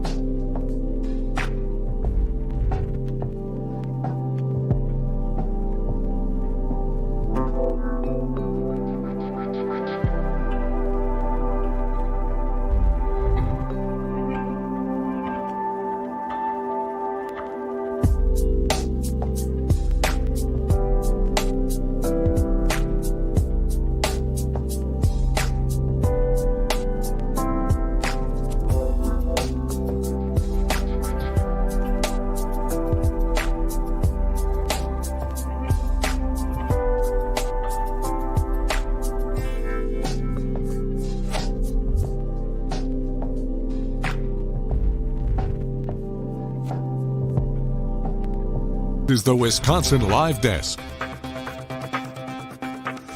Thanks for being with us here on Fox Local. I'm your host, Maddie Stelk. Let's go back out to Massachusetts now, where the Lindsay Clancy trial has now resumed again. The prosecution, their first rebuttal witness now on the stand, a psychiatrist that's been testifying for them now for all morning. Let's take a listen. Of the situation. Okay, and what about the report from her that the voice was telling her, this is your last chance? Is that significant to identify whether she would have had some knowledge or known that it was something that was wrong? Well, to the extent that it was seen as her last chance, yes, because there was an awareness that it was something that would be disallowed by their father. And as far as after the incident, when she woke up at the Brigham and Women's Hospital, you're aware that she reported to the staff there that she was horrified, correct? Yes. And so the fact that she immediately afterwards identified that she was horrified, does that go to her capacity to appreciate the wrongfulness of her conduct? Yes. One can consider that her mental state, once she was removed from the dexmedetomidine, was similar to what it had been on January 24th. And in that regard, the feeling of horror, the feeling of shame that comes from being horrified indicates that she was aware that it had been the wrong thing to do. And then finally, just to go back to the substantial capacity to conform conduct, you've told us a little bit about that, about the fact that her condition hadn't really changed all that much. You outlined what she did that day. But is there anything else to consider based on everything that you reviewed that would indicate to you that she did maintain the substantial capacity to conform her conduct to the requirements of the law? I think that in the household, she was engaging in this activity methodically, which highlights to me that there was an ability to conform her behavior to expectations of living in a household. What do you mean methodically? As I understand the deaths, they were done methodically, and I think you asked me about that earlier, one by one, in a way that was organized and that was intended to achieve a particular goal.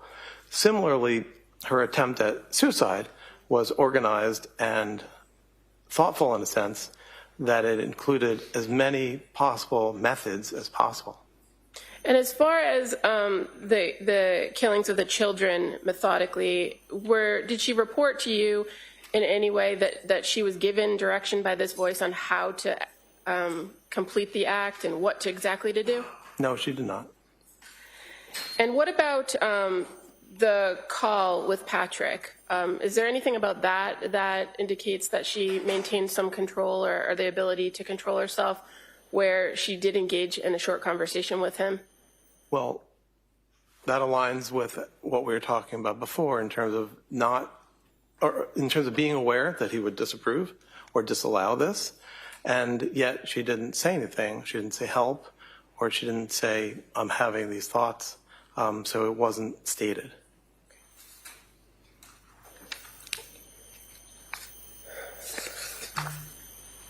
So again, as far as your overall evaluation of this defendant, Lindsay Clancy, regarding the events of January 24th, 2023, what ultimately is your opinion to a degree of medical certainty regarding criminal responsibility? My opinion is that she retained the capacities that were required for having criminal responsibility for these actions. Thank you. Oh, and I would just like to admit Dr. Max CV as the next exhibit. Any objection? That may be admitted.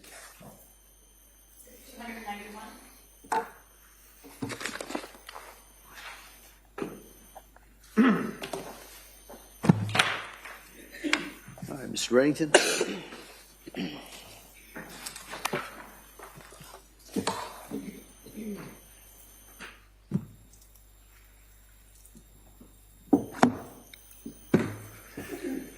Dr. Mack, part of your evaluation would be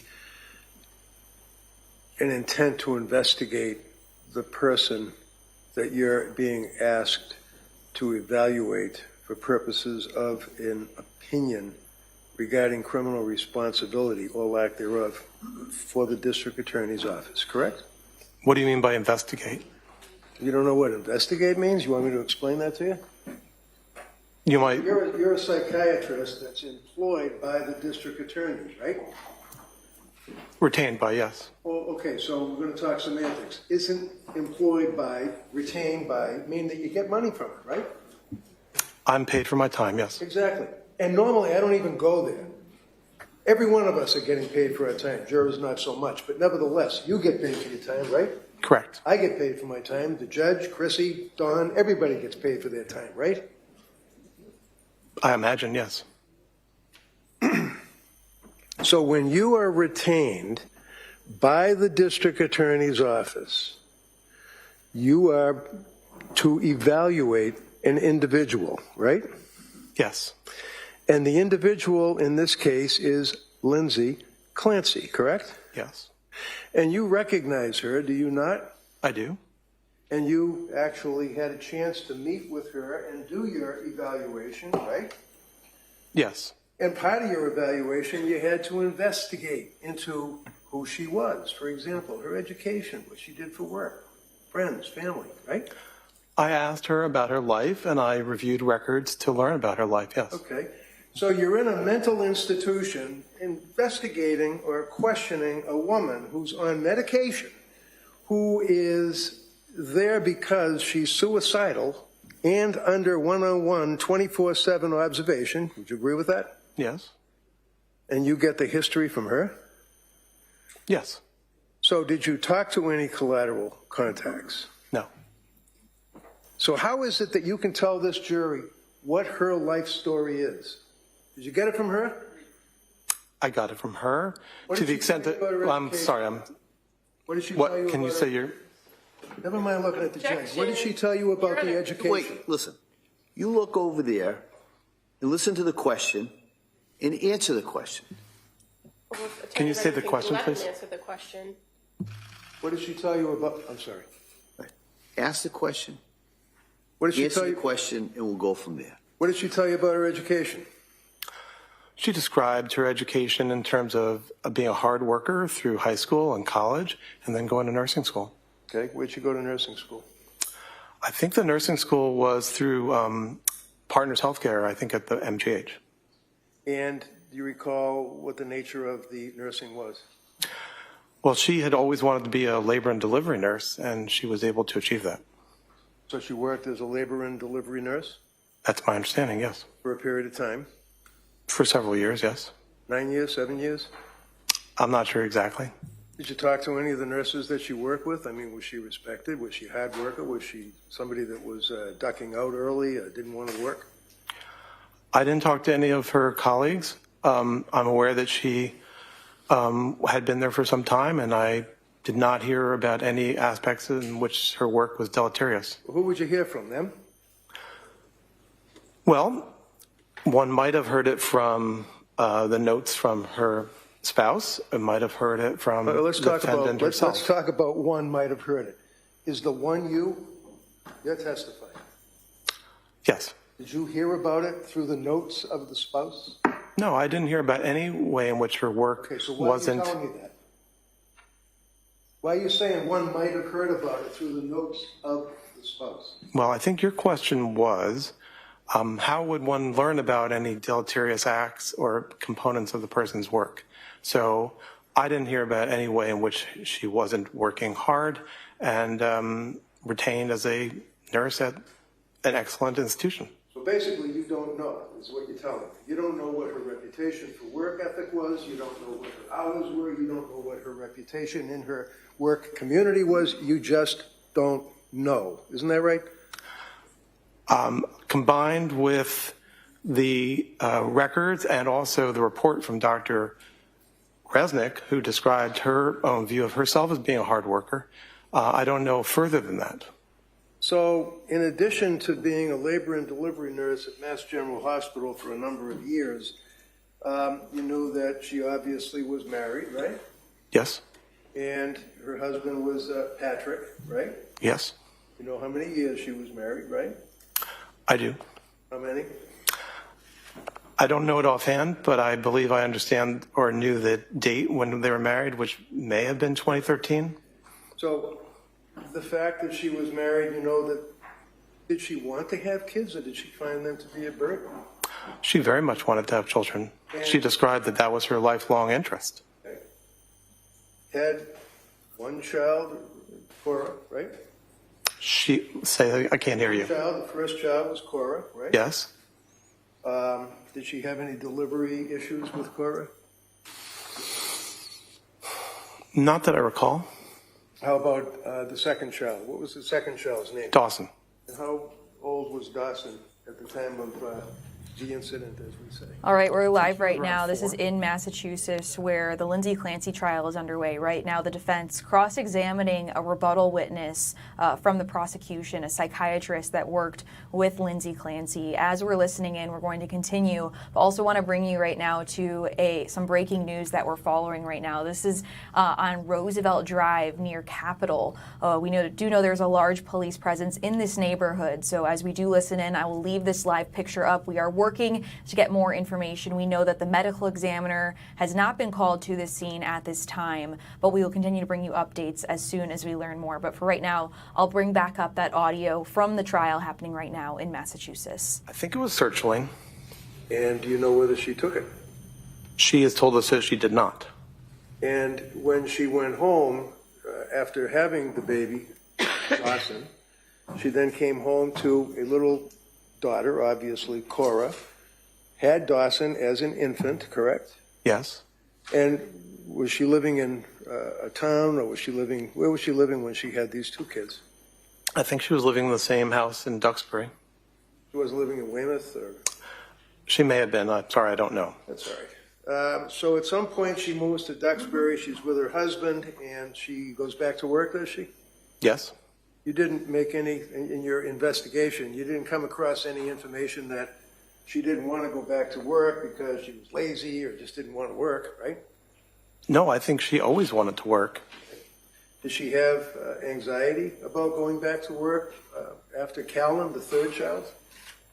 After Callan? Yeah, Callan. It's Callan, C-A-L-L-E. Yes. Yes. She wanted to go back. As August and September arrived, she was hopeful to go back to work, but she became anxious about working. There were other factors, too. She became anxious. No other factors yet. We'll get to the other factors. Why was she anxious about going back to work? Well, I was about to say, Go ahead. She was anxious about the well-being and nurturance of her children as she went back to work.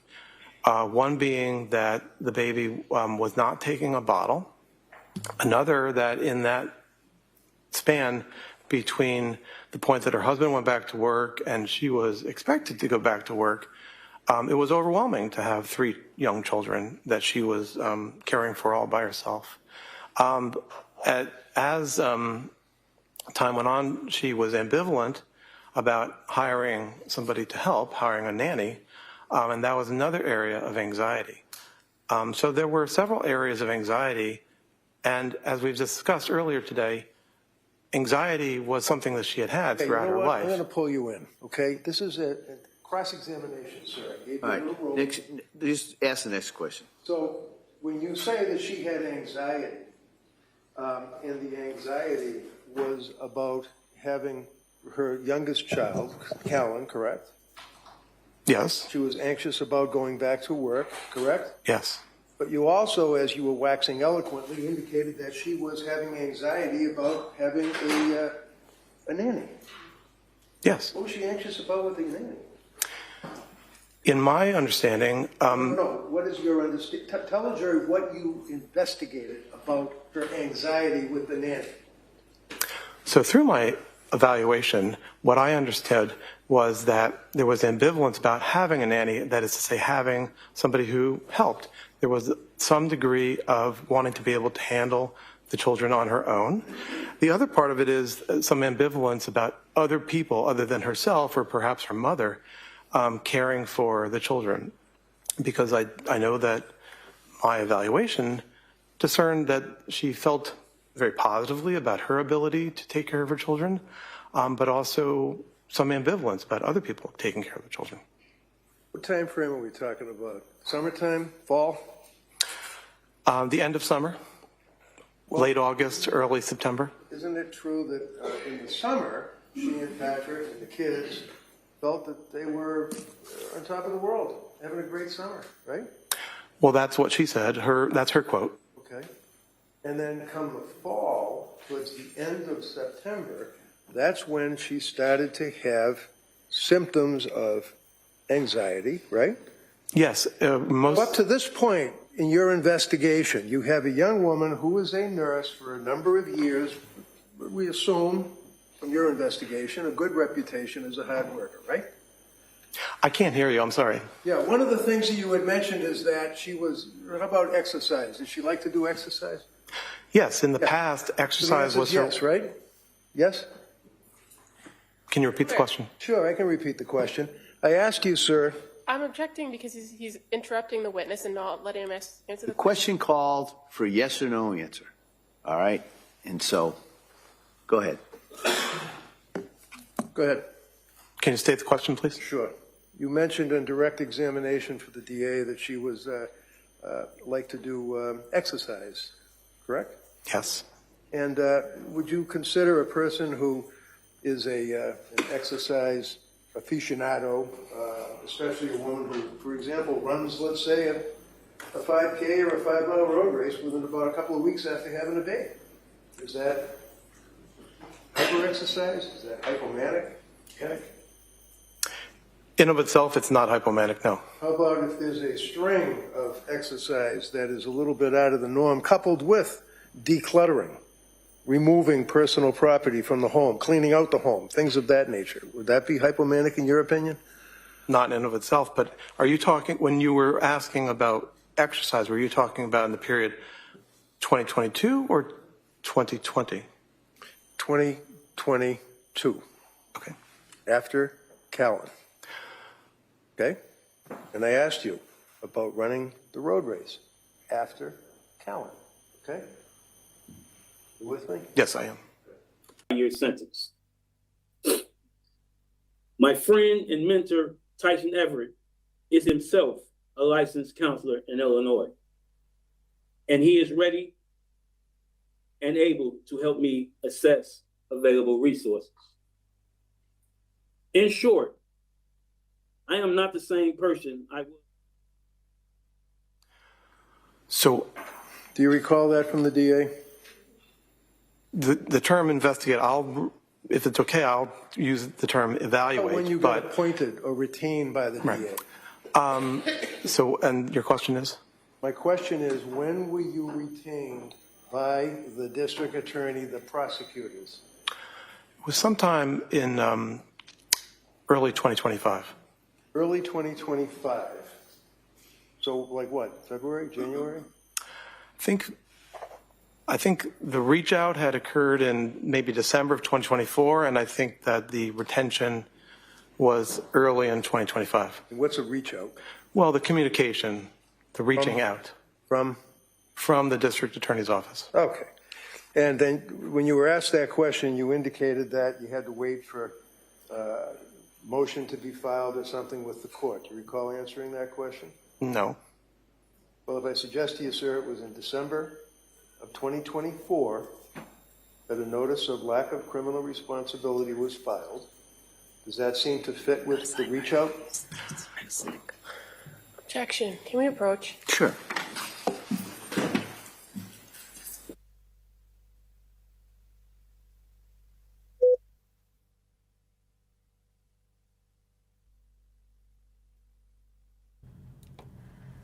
All right, on your right side, looks like court has just taken a break here in the Lindsay Clancy trial, as we also are monitoring a scene on the left side of your screen at Roosevelt near Capitol Drive and 35th Street. We do know Actually, we don't know why there is a large police presence here right now. We did call the medical examiner's office. They said they have not been called to the scene, but still very active right now. Crime scene tape is up, so we are going to hopefully check in with our reporter Durante Matthews in just a little bit as we start to learn more. We do have calls into police, so once we get those updates, we'll bring them to you right here on the Wisconsin Live Desk. We are going to take that quick break, though. We'll be right back in 2 minutes. Stay with us.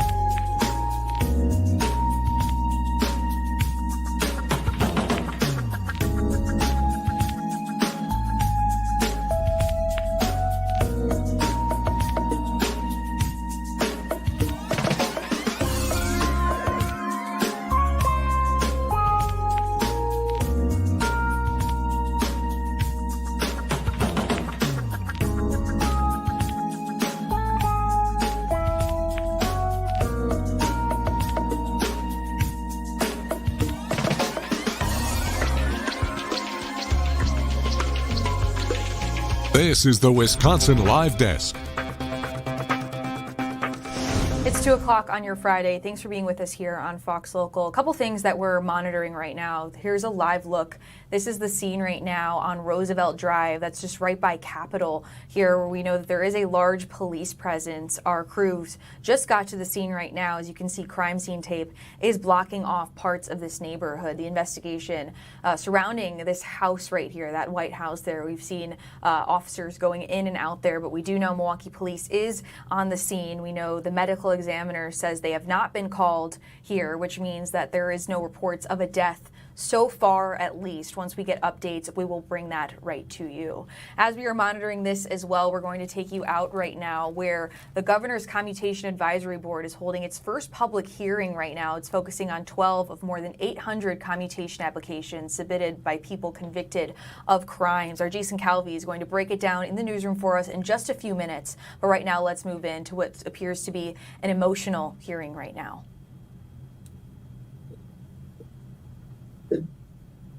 The 13-year-old boy that I left in Chicago,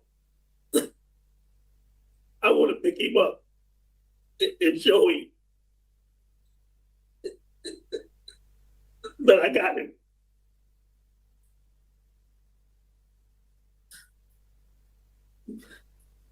I built the tools. I got him. Thank you. Jonathan?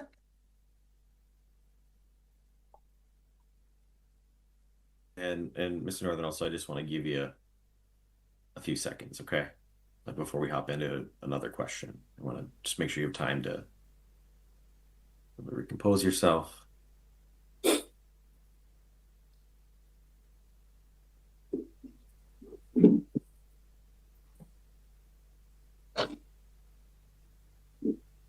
I'm okay. Thank you. So I've a couple questions. First about employment, and then a different question about sort of the treatment and programming and things. So you're not working at the institution now, And it looks like that since 2023. What have you been doing? Doing the program's completion, working on within, being the person that I'm here today to be.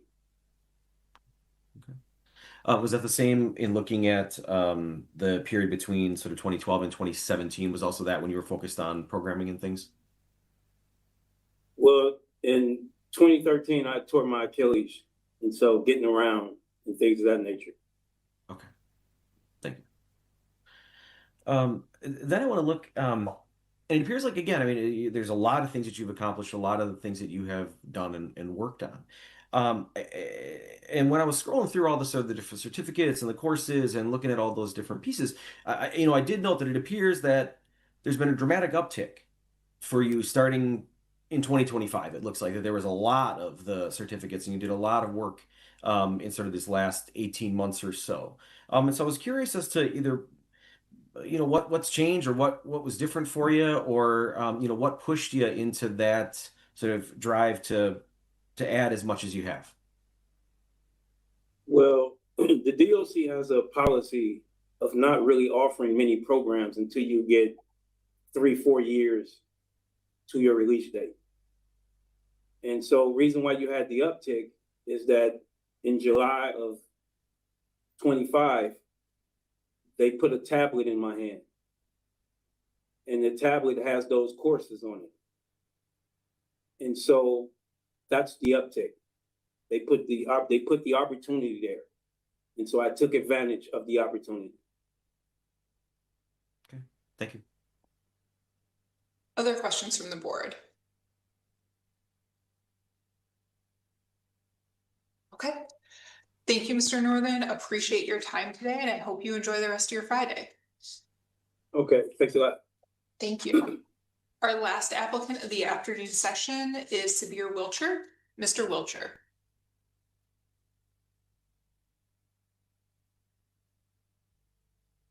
Hello, we can see you. We'll work on prompting you to unmute. You should get a pop-up.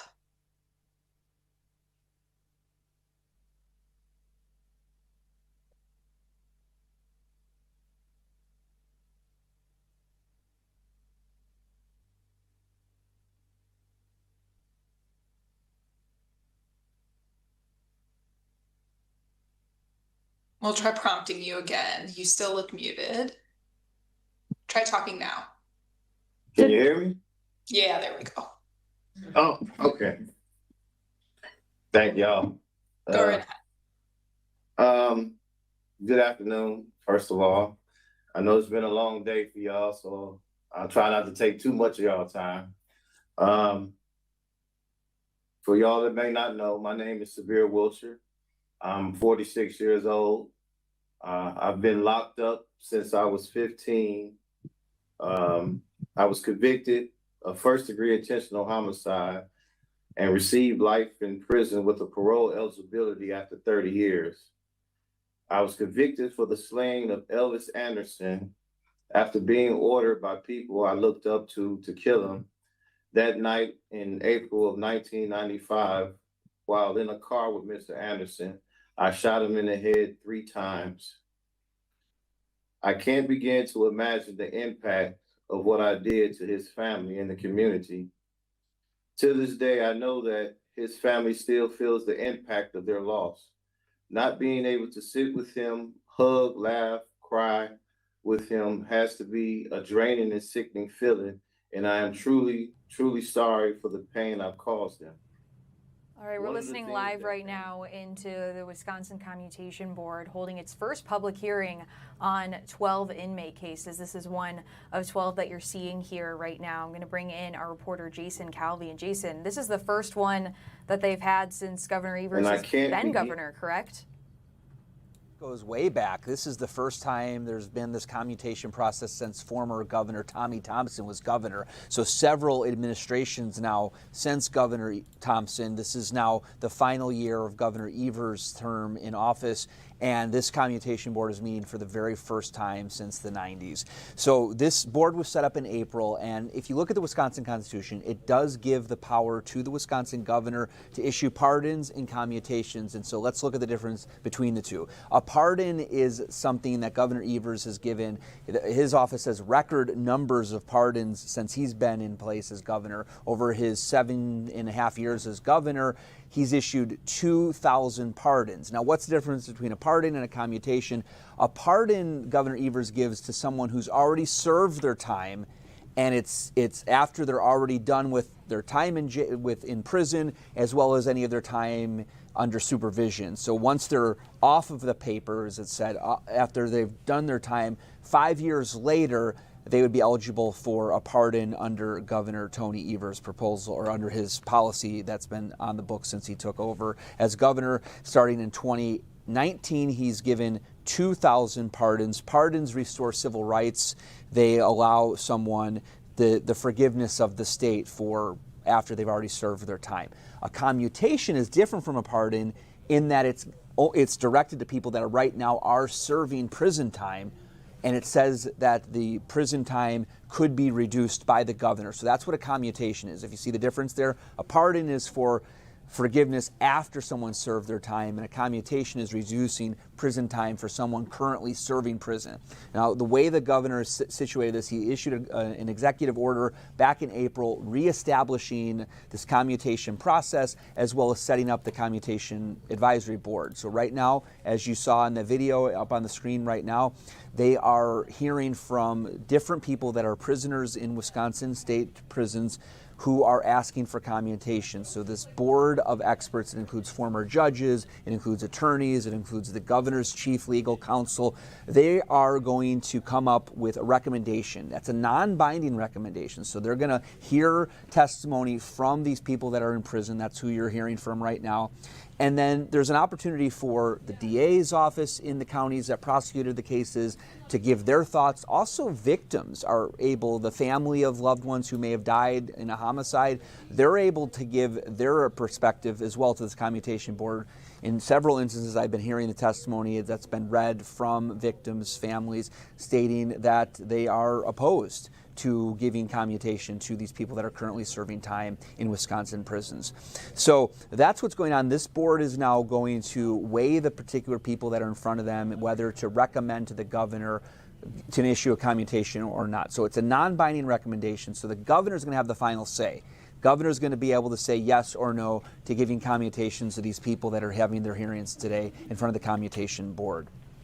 Now, Jason, we know Governor Evers is not running for another term after this. Why do you think this is happening now after so long of not having these? Yeah, it has been, again, 7.5 years. He announced this, he laid out this whole proposal and policy in April. So his executive order was signed in April, setting up this commutation process. It did take 7 years to get that going under Governor Tony Evers. And it's possible, depending on who the next governor is, that this commutation board could go away because Republican Congressman Tom Tiffany, who's the candidate on the Republican side, wants to do away with this commutation board and says if he's governor, they're not going to have these commutation boards. We're seeing some criticism from Republican Senator Van Wanggaard, who represents southeastern Wisconsin in the state Senate, and he's criticizing this whole process as well. So let's give the pros and the cons of the commutation board from the governor's perspective. In his executive order, he says this about a commutation. He says, the availability of executive clemency reflects a recognition that individuals are capable of rehabilitation, redemption, and can earn a second chance.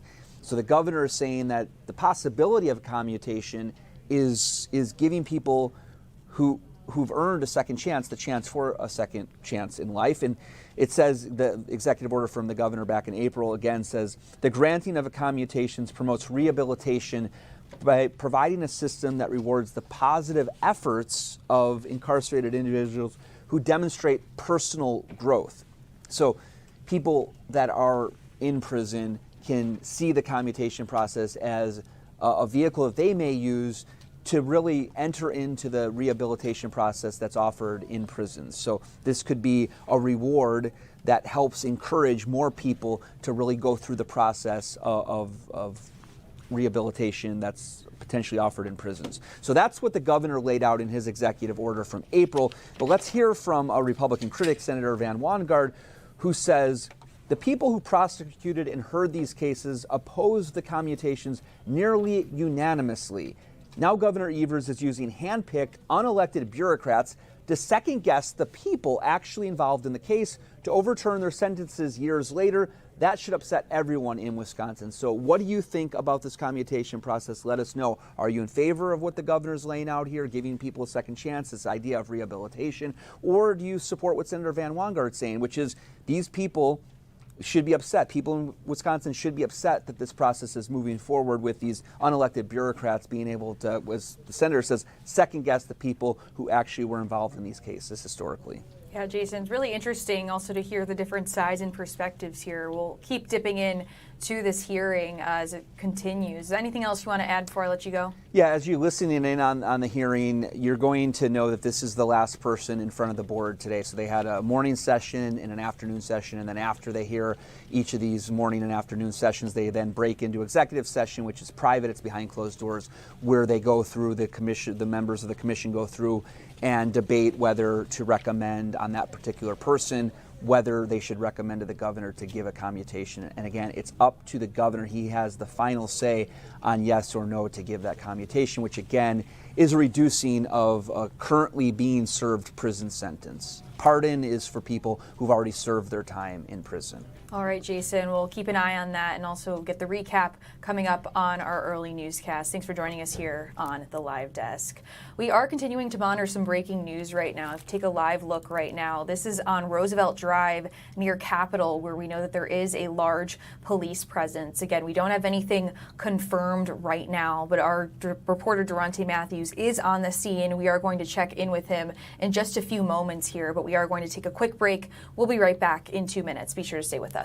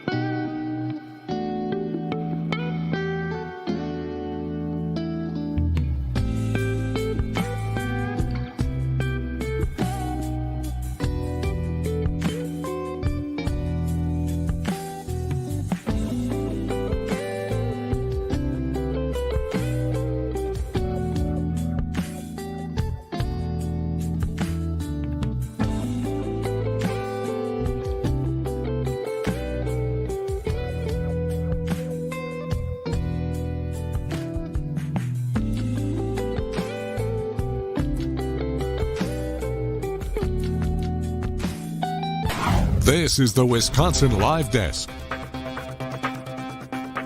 Continuing to follow some breaking news on Milwaukee's north side. This is a live look right now on Roosevelt Drive, just right off of Capitol. Large police presence here, a lot of officers walking back and forth in this block that is blocked off here by the crime scene tape. Our reporter Durante Matthews is on scene right now, working to get more information. Once we have it, we will bring you a live report. But again, this is the scene right now. We have calls into Milwaukee police. We have not heard back yet, but once we get any updates, we'll be sure to bring it to you right here on the Wisconsin Wisconsin Live Desk. We're going to take you back out now to Massachusetts, where the Lindsay Clancy trial has resumed. Right now, the prosecution still talking to one of their rebuttal witnesses here. It's a psychiatrist who worked with Clancy. So let's listen in as we continue to follow this breaking news as well. Carried it on when I was at Children's Hospital Philadelphia and at Nemours in terms of the pediatric risks for CLABSI. Okay. How about Clinical Manual of Adolescent Substance Abuse Disorder? That's another one of your chapters, right? Book. I don't think I wrote a book about adolescent substance use. Number 29, MAC AH Clinical Manual of Adolescent Substance Abuse Treatment, Journal of Psychiatric Practice. Yeah, that was a chapter, not a book. But yes. Okay, but nevertheless, your focus and your interest is on adolescents that like to smoke weed and drink, right? No. Okay. Would you agree, sir, that you were interested in the American Psychiatric Press textbook you wrote for substance abuse treatment, right? Yes. All right. And think like a psychiatrist, but always a doctor, be a doctor, web drugstore, perils, drugs, alcohol, bloodstream infections in children's hospital, focusing on that, right? Where in here does it say that you ever came within breathing distance of a pregnant woman and your practice and your interest in your writings? So I remember being at the Brigham as a resident and how long ago going was that? to, how long ago was that? Yeah, give us a year. Well, you asked me when. Yeah, So that's when. When? That was the memory I have for that particular situation was 2001. 2001, so 25 years ago. Right, What and did so you do? since then, I went to the Medical University of South Carolina, and then I went to Georgetown, and all that period up until 2015, I was doing general psychiatry work with areas of focus in peds or in addictions, but also with forensics as an area. I see myself as somebody who's a generalist who happens to have a couple of areas of focus. In 2015, I did move from that generalist model to, when I left Georgetown, I moved to the Children's Hospital of Philadelphia and the University of Pennsylvania. And in those years, since then, I've been working in pediatric hospitals, where at CHOP, Children's Hospital of Philadelphia, the age is up to 24, and at Nemours, it's up to 21. So that is the overall area of adult and child psychiatry that I've been working in. Throughout the years at Georgetown, I would like to answer because I have more to tell you. Let him finish the answer. Go ahead. So at Georgetown, certainly that was all adult, and Georgetown has its own labor and delivery unit. And so that was plenty of engagement with women who were pregnant or who had just given birth. And then at both Children's Hospital of Philadelphia and at Nemours, there are these special units that have been under designed for the last several years of high-risk pregnancy units. So actually at CHOP, one of my first roles there was to develop the psychiatry services coverage of the high-risk maternity unit there called the Special Delivery Unit. And I was the co-leader and then the leader of the consultation service at CHOP. And so I led the group of adult and child psychiatrists to tend to the psychiatric needs of that unit.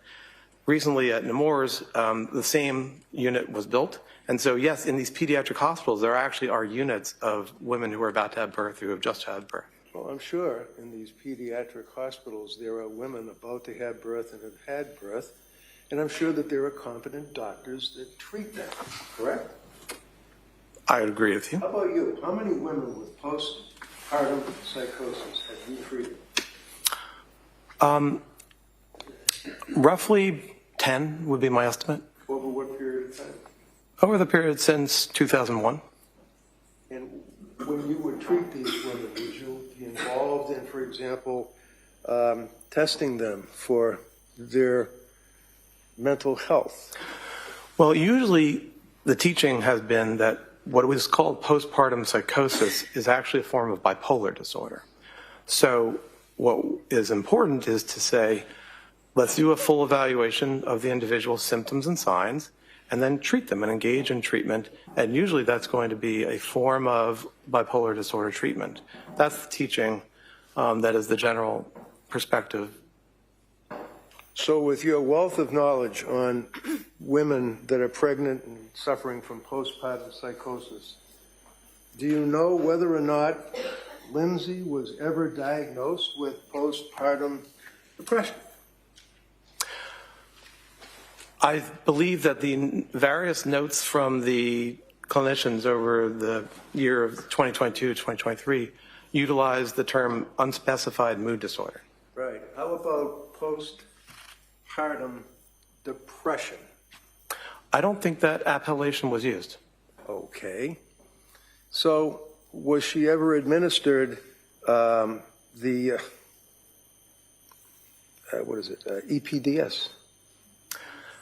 You mean the Edinburgh? Yeah. Was she ever administered that? I don't know if she was or wasn't. I don't remember. Isn't that something you're in here testifying about this case? Wouldn't that be important to know that she was almost off the chart on the Edinburgh scale for postnatal depression? Well, I have said that she had depression. Well, postnatal depression for a woman who's pregnant or had a baby recently is a heck of a lot different than some guy who's just depressed about his job, right? I don't understand your question. Well, do you know what her readings were on the Edinburgh test? Not to my memory at the moment, no. Why not? You read the medical records, didn't you?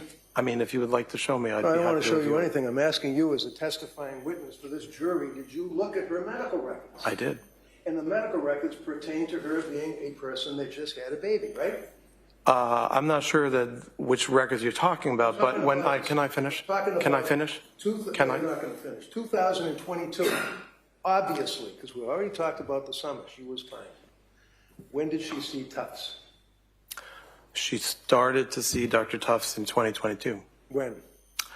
I believe it was, well, she went to Dr. Tufts in September, and it was in October that she started taking the medication that Dr. Tufts had prescribed. Okay, and that was for what? You mean which medication, or what was the purpose? Medication. Sertraline. And otherwise known as? Zoloft.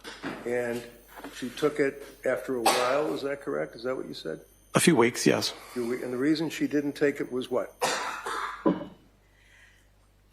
Time, as my evaluation. Hold on a second, Doc. Sorry. All right, let's go ahead.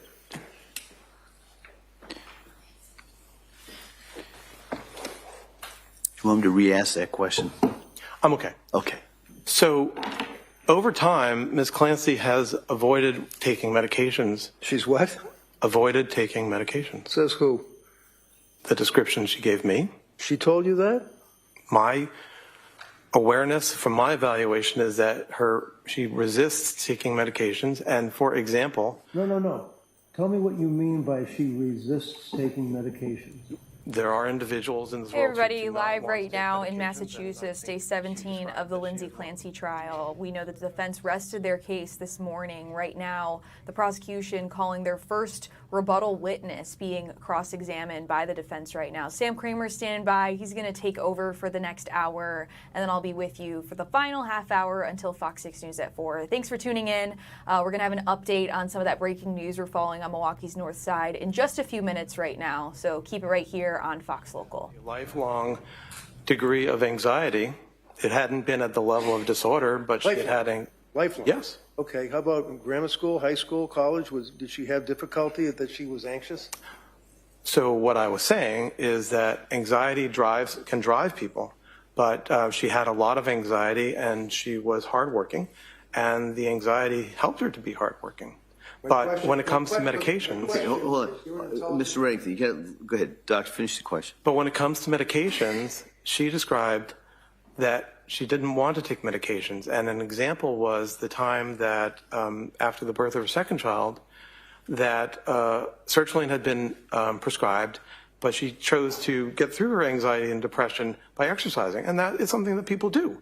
But it also highlights that in this case, she didn't want to be taking medications. And I think that we also understand that in the fall of 2022... All right. At this point, I'm going to stop.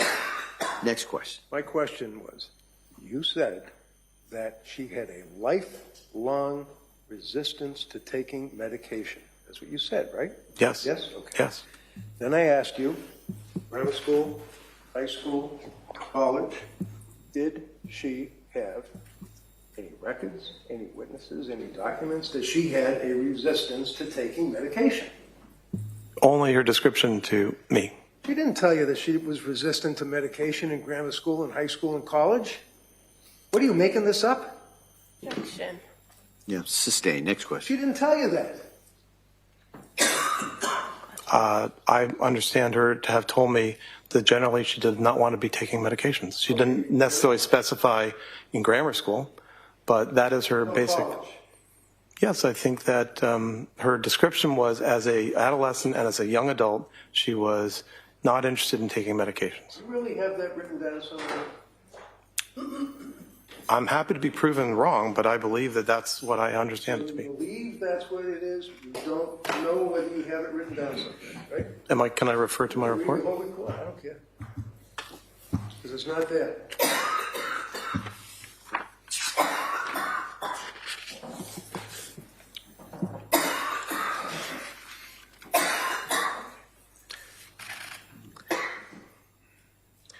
Well, on page 8, what I had written was, Ms. Clancy's reluctance to take medication generally was accompanied by her concern for medications entering her breast milk. So the general... Breast milk, she's pregnant. Come on. That's the only time that she indicates that she did not want to take, except for benzos, medication because she was breastfeeding, right? I don't agree. I'm happy to be proven wrong, but my understanding is that she described that she generally did not want to take medication, right. Benzodiazepines included. Let's not guess, all right? Let's look at Dr. Mack's report, okay?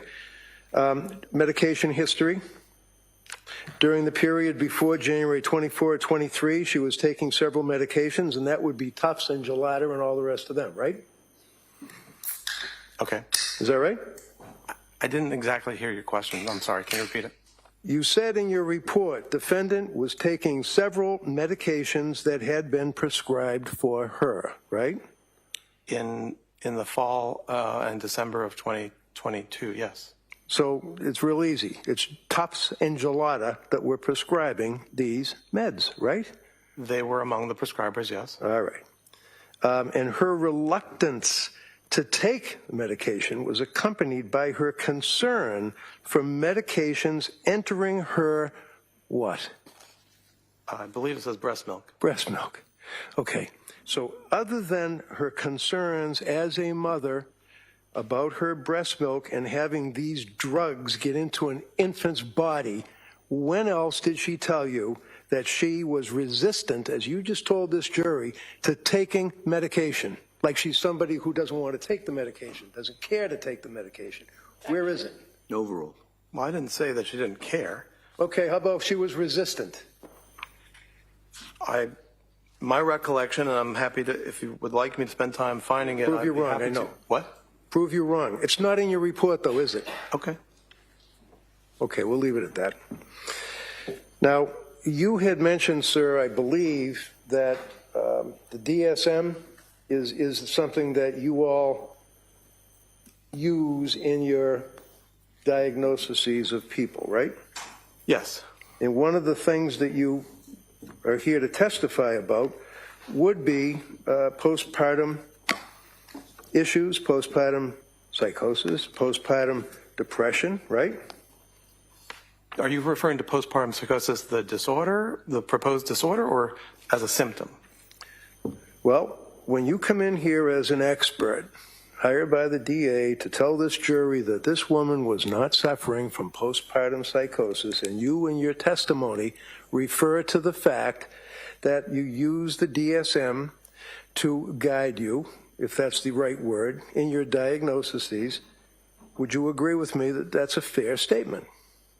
That the DSM is the standard for making diagnoses? Yes. Right. It's not a very good standard, though, is it? Well, it is the standard. It is the standard? How about, are there other standards, sir, that, like, for example, World Health Organization, International Disease Control, IDC, have you ever heard of them? Yes. Okay. Does the IDC, what does that stand for? The ICD. What does that stand for? The International Classification of Disease. Does that classify postpartum psychosis? I think it actually does not. Does it classify, you think, are you sure? My recollection is that it does not. Okay. How about postpartum depression? Does the international category indicate that? I'm not sure. We in the United States. No. use the I'm DSM. asking about the other, the ICD or whatever it is. I don't know. Okay, that's good enough. This here is what you're talking about, the DSM, though, right? 5 TR, text revision, right? Yes. And you're talking about the fact that at some point in DSM-6, there it appears as though postpartum depression, postpartum psychosis will be added into the DSM-6. Is that correct? Who said that? I'm asking you if that's what you mean when you told the jury about it possibly being put into the next edition. There is a syndrome that's been proposed called postpartum psychosis. So I would differentiate that from the idea that the person of psychosis in a postpartum period. The syndrome, proposed syndrome of postpartum psychosis has not been included, and I am not aware that it is going to be included, although I understand there are calls for that. I would also say actually the movement for DSM-6 is not necessarily active at this point, but I would highlight again, because I wrote my college history thesis on the history of the DSMs. What was it, DSM 1, 2, 3 back then? Well, there's been a classification made by the American Medical Association going back to the end of the 19th century. DSM-1 was in 1952, DSM-2 was in 1968, DSM-3 was in 1980. The major change in 1980 was to fall in, as I discussed earlier, the descriptive model for diagnoses. And that is to say that since DSM-3, diagnostic groups are grouped, or disorders are grouped by what you see, what symptoms we are seeing, not by what we assume is the cause of the illness, and not by any theories about how the illness works. So, since DSM-4 in 1994, as a part of making DSM-4, a literature review was completed by Dr. Ellen Frank, which indicated a roadmap for what to include in terms of postpartum designations. And since then, there's been what's called a specifier. So if you highlight depression, you can add a specifier to say when this depression occurred. The limit is that it's a 4-week limit. So under the rules of DSM, after 4 weeks, you wouldn't necessarily, well, you wouldn't call it postpartum. Postpartum psychosis, and here I'm referring mainly to literature, including a review in biological psychiatry in the last 12 months, is a proposal that there is a type of bipolar disorder called postpartum psychosis, where you can have mania or bipolar attributes, you can have depression, you can have delirium. And so when you think about the rules and the guidelines that have been in place since 1980 for revisions of the DSM, they look for, can this category be sufficiently separated from other categories? And does it help treatment? And over time, even though there have been calls, well, there have been hundreds of diagnoses that have been proposed or requested to be in the DSMs, very few new diagnoses get inserted. And right now, that is the situation for the syndrome called postpartum psychosis, that it is not something that has been approved. And I know there are people who are calling for it. But in the current time... Okay. Next question. Okay. Please. Thank you. Are you aware, sir, that postpartum psychosis and postpartum depression are pretty much virtually not even mentioned in your DSM-5 TR? I wouldn't agree with that. I was about to say. So you would not agree with it, right? Well, I was about to get to that. Sure you were, but you would not agree with it, right? Is that correct? I don't have a basis to say that. Okay. So looking at, and this is 1,050 pages of people putting together like a cookbook, fair to say, right? No, I wouldn't call it a cookbook. No? Would you agree, sir, that postpartum is referred to, page 147, in sex and gender-related diagnostic issues? Would you agree with that, sir? Is that the introductory chapter? This is the chapter, sir, that is pertinent to bipolar disorder. You're familiar with it. Okay, so it's the bipolar chapter. And referencing 147, sex and gender-related diagnostic issues. You're familiar with that, I imagine, right? That's a subset. I mean, that's a portion of the chapter, I imagine, that describes... Right, it's a paragraph. issues. Okay. It's a paragraph. Hi everybody, Sam Kramer here with you. We have been listening in to the defense attorney for Lindsay Clancy, the Massachusetts woman who is charged in the deaths of her 3 children in a suburb about an hour outside of Boston. Kind of really trying to challenge the credibility of this expert on postpartum psychosis, that being one of the main defenses that Lindsay Clancy's defense team is pointing to, the fact that she is not guilty in the murders of her 3 children because she was suffering from postpartum psychosis. This is a rare condition that mothers can develop, certainly just after delivering their children, in which their hormones go out of balance and they struggle to live life the way that they had. So you can understand why the defense attorney that we've been listening to over the last several minutes is really trying to drill down on the importance of postpartum psychosis, the classification of it, even bringing this expert to say, bring up his old college thesis. So we'll see what happens there as closing arguments in that case expected for next week. So bring you back to our area. We know we've been tracking a police scene that is a little bit west of Roosevelt and Capitol. Looks like it's right near 37th in Capitol, and that's where Durante Matthews is hanging out. He's got the umbrella. He's outside. Durante, I know you guys have been there for a little bit. What have you learned in the time that you've been there? Hey there, Sam. So I was able to speak with a couple of neighbors since I've been here, and they tell me that there was some sort of a shooting that happened around 1 o'clock this afternoon. Police tell me that's around the time when they got here. I'm just going to step outside so you can see what it's looking like now. There's kind of a lot going on here. We just see a couple of police vehicles sort of leave the area. So right now we're on 36 in Capitol, but you can see this entire area is really blocked off going downwards toward, I believe that's 37th, and the cross street there is Elmhurst, with police having tape just stretched across this entire block. I spoke with one neighbor who says around 1 o'clock he heard maybe 5 or 6 gunshots, and then after that he heard a car sort of screech out of the area. We did reach out to the medical examiner's office, who confirmed that they have not been called to this scene, which typically happens when someone has died. So we've just seen police and detectives and just law enforcement officials canvassing these areas, going door to door, knocking on people's houses. I'm assuming trying to get video of what happened, because whatever happened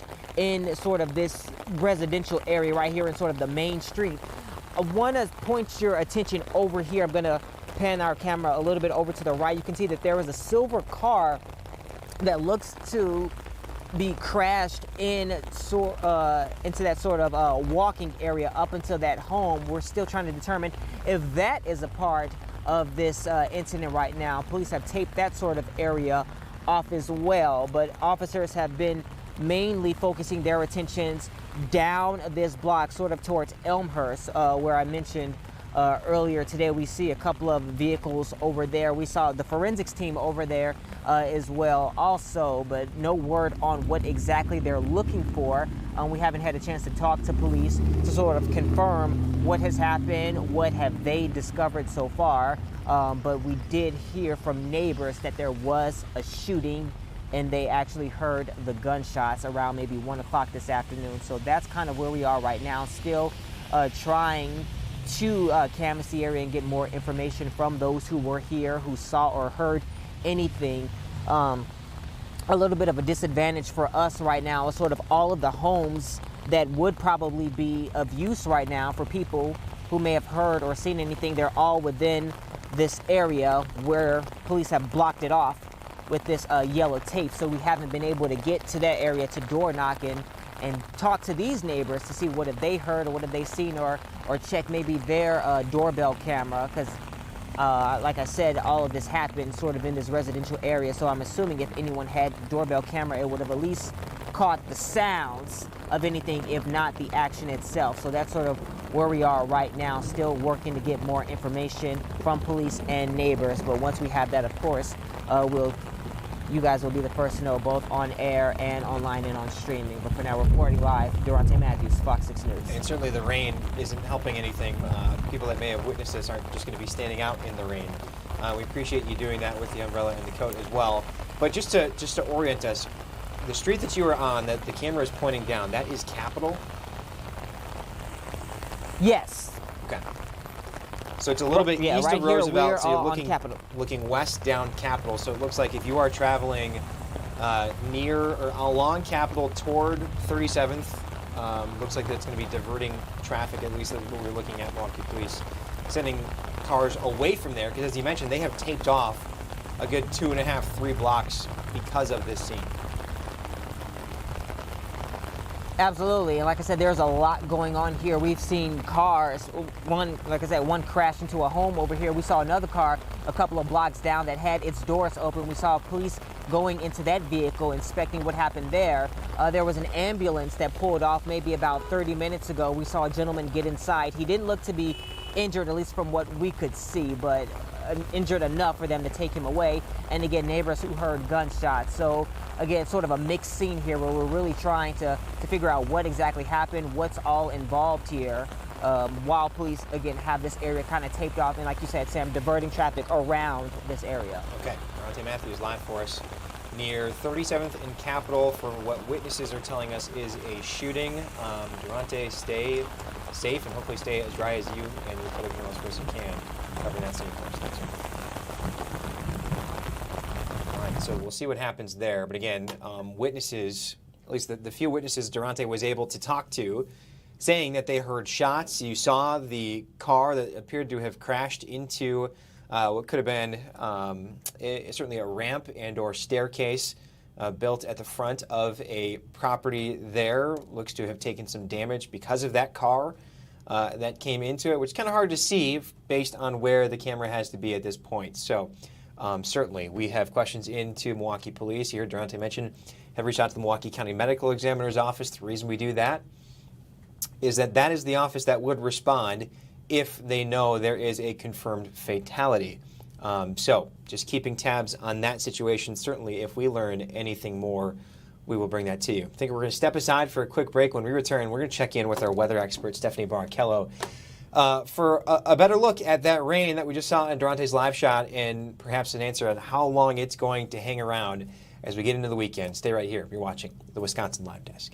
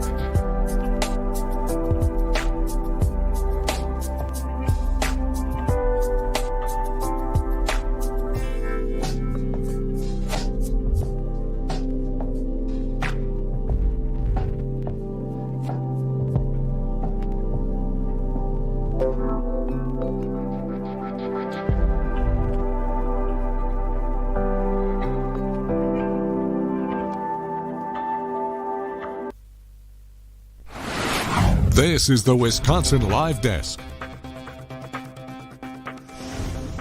Hello, everybody. Sam Kramer with you, taking a live look outside right now over downtown Milwaukee, where we got a couple raindrops on the camera. The clouds are hovering over the top of the downtown skyline. Not exactly what you would like to see as we are entering the weekend here. Let me see if I can back to that. Yeah, trying to. There we go. There I am. Switcher's not working. Anyway, Sam Kramer back with you here on the Wisconsin Live Desk. We're here with you until 4 o'clock. I'm here with you until 3:30. I want to bring in my colleague, Stephanie Barrichello, if I can. There we go. Steph, let me bring up your microphone. Can you hear me? Hello, I can hear you. So I had a concern this morning. Yeah. Probably 10:30 when the patio lights that we have at our house kick on. Oh, yes. Because it's so dark outside. What are we looking at as far as the rainfall and kind of storms in the area and looking at the rest of the weekend too? Sure. Well, we're not done yet, unfortunately. It's not the greatest timing for rain heading into, the first Friday night football game for many high schools. Yep. Plenty of activities throughout the remainder of this evening. Now, the weekend as a whole actually looks pretty good. We'll talk about Saturday in a second because there's just a slight chance for a pop-up. Otherwise, it's looking good. But unfortunately, the rest of Friday, we are still going to be dodging showers and thunderstorms. So what you were alluding to earlier, Sam, we had a line of non-severe storms roll through earlier. It did get really dark. We had an awesome shelf cloud. Thank you to everybody who sent pictures in. We received so many. Thankfully, though, those stayed sub-severe. We didn't even really register any strong wind gusts. It was just a decent downpour and a great visual of the shelf cloud as it rolled through. Now, there were a handful of communities, Madison being one of them, that did pick up over an inch of rainfall. Here at the station, we're up to about 3/10 of an inch of rain, so we didn't see quite as much in Milwaukee County. Now, we have a couple of different clusters of storms that we are watching right now. Non-severe storms rolling through Waukesha and Milwaukee County, almost trying to form a little broken line here. So there is a boundary of some kind draped across southeast Wisconsin. Then we have almost our round two, if you will, kind of excluding some of the isolated activity we have here locally right now, but out towards the west, those storms are developing on the cold front. There is one severe thunderstorm, but the good news about that batch specifically is that's tracking southeast. So a lot of that part, and certainly that severe thunderstorm, that's going to stay west of us. There's also another severe cell in Illinois that is actually drifting south. So that also will not impact us whatsoever. We are going to need to watch what else fills in with this line out west along the cold front, because we will more so see, what's in that area rather than what's west of Madison because of the fact that it's moving southeast. So we'll see. We still have some time for more of this thunderstorm activity to develop. It really developed quickly, though, in the last couple of hours. So just keep that in mind. We could see quite a bit more even just in the next 30 to 40 minutes. Now here locally, though, I also think this additional rainfall in Waukesha and Milwaukee County could very easily help us out when it comes to our potential for stronger storms later today, because that chance is not zero. Even though we had lots of rain earlier this morning, there's a really warm and muggy air mass out west, and it's trying to push eastward. So if we tap into even a little bit of that, we'll still have the chance for some stronger storms. But with the fact that we have more development here locally, that's going to keep the cloud cover in, that's going to keep the temperature down. So in the end, it may help us out a little bit. But don't drop your guard just yet, if you will. We, once again, will need to watch what's out towards the west. So again, that cold front is just across northwestern down to southwestern parts of our state. Some of these showers and storms that are continuing to develop just along it or out ahead of it. And as we talked about earlier, we'll really focus on, what's north of what's in southwest Wisconsin, because that's what's going to trek southeast into our area. There's not much right now, but that once again will be our primary focus. Now there's the possibility that a severe thunderstorm watch is issued for the highlighted area here shortly, maybe in the next hour. So that's the Madison area and westward, but that does potentially cut into parts of Rock County. That once again is where a lot of the heat and the humidity is right now. And again, that's favoring severe potential here in the coming hours. So everything that develops out west, we just need to monitor here in southeast Wisconsin. As we talked about, that's where the heat is. Isn't this such an impressive map? 68 in Milwaukee, thanks to extensive cloud cover and multiple rounds of rain.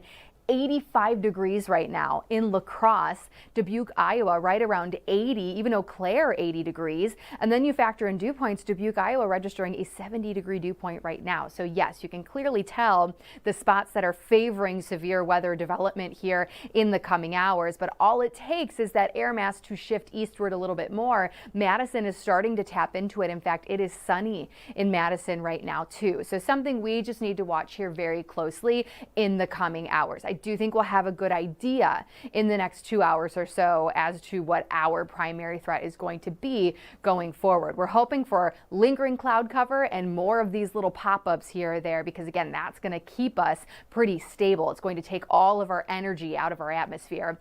Just know that anything that does develop out west will eventually move our way, especially what's northwest of our viewing area. So we still have the chance, even through about 9 o'clock tonight, for some spotty showers and thunderstorms. It's really just the strength that is the question. There's still that little bit of uncertainty there. It's a very conditional threat for severe weather, but it's not zero. I'll just stress that. So again, with everything going on this evening, make sure you're staying weather aware and paying attention. Now for Saturday, again, we talked about how the weekend as a whole is looking pretty good. This cold front's going to clear our area tonight by midnight, but the system will still be close enough for us to get in on a little bit of moisture just on the backside of that low pressure system to start the weekend. So there's the very slight chance we see just a few pop-ups, especially along Lake Michigan throughout Saturday, particularly Saturday afternoon. But by Sunday, then we're looking at sunshine, less humidity, comfortable temperatures in the mid-70s. So I'm really not concerned about the weekend. It's really just this time frame from essentially now until 9 p.m. that we will need to watch any additional thunderstorm development. And if we start to see some sunshine and some of that humidity creeping up, then that will be a sign for us, or a signal for us, that we know our severe potential is going up at this point, Sam. Okay, and it's really helpful information because, as you mentioned, a lot of people, parents, high schoolers, community members heading to football stadiums tonight where they'll be seated mostly in metal bleachers. Yep. Mm-hmm.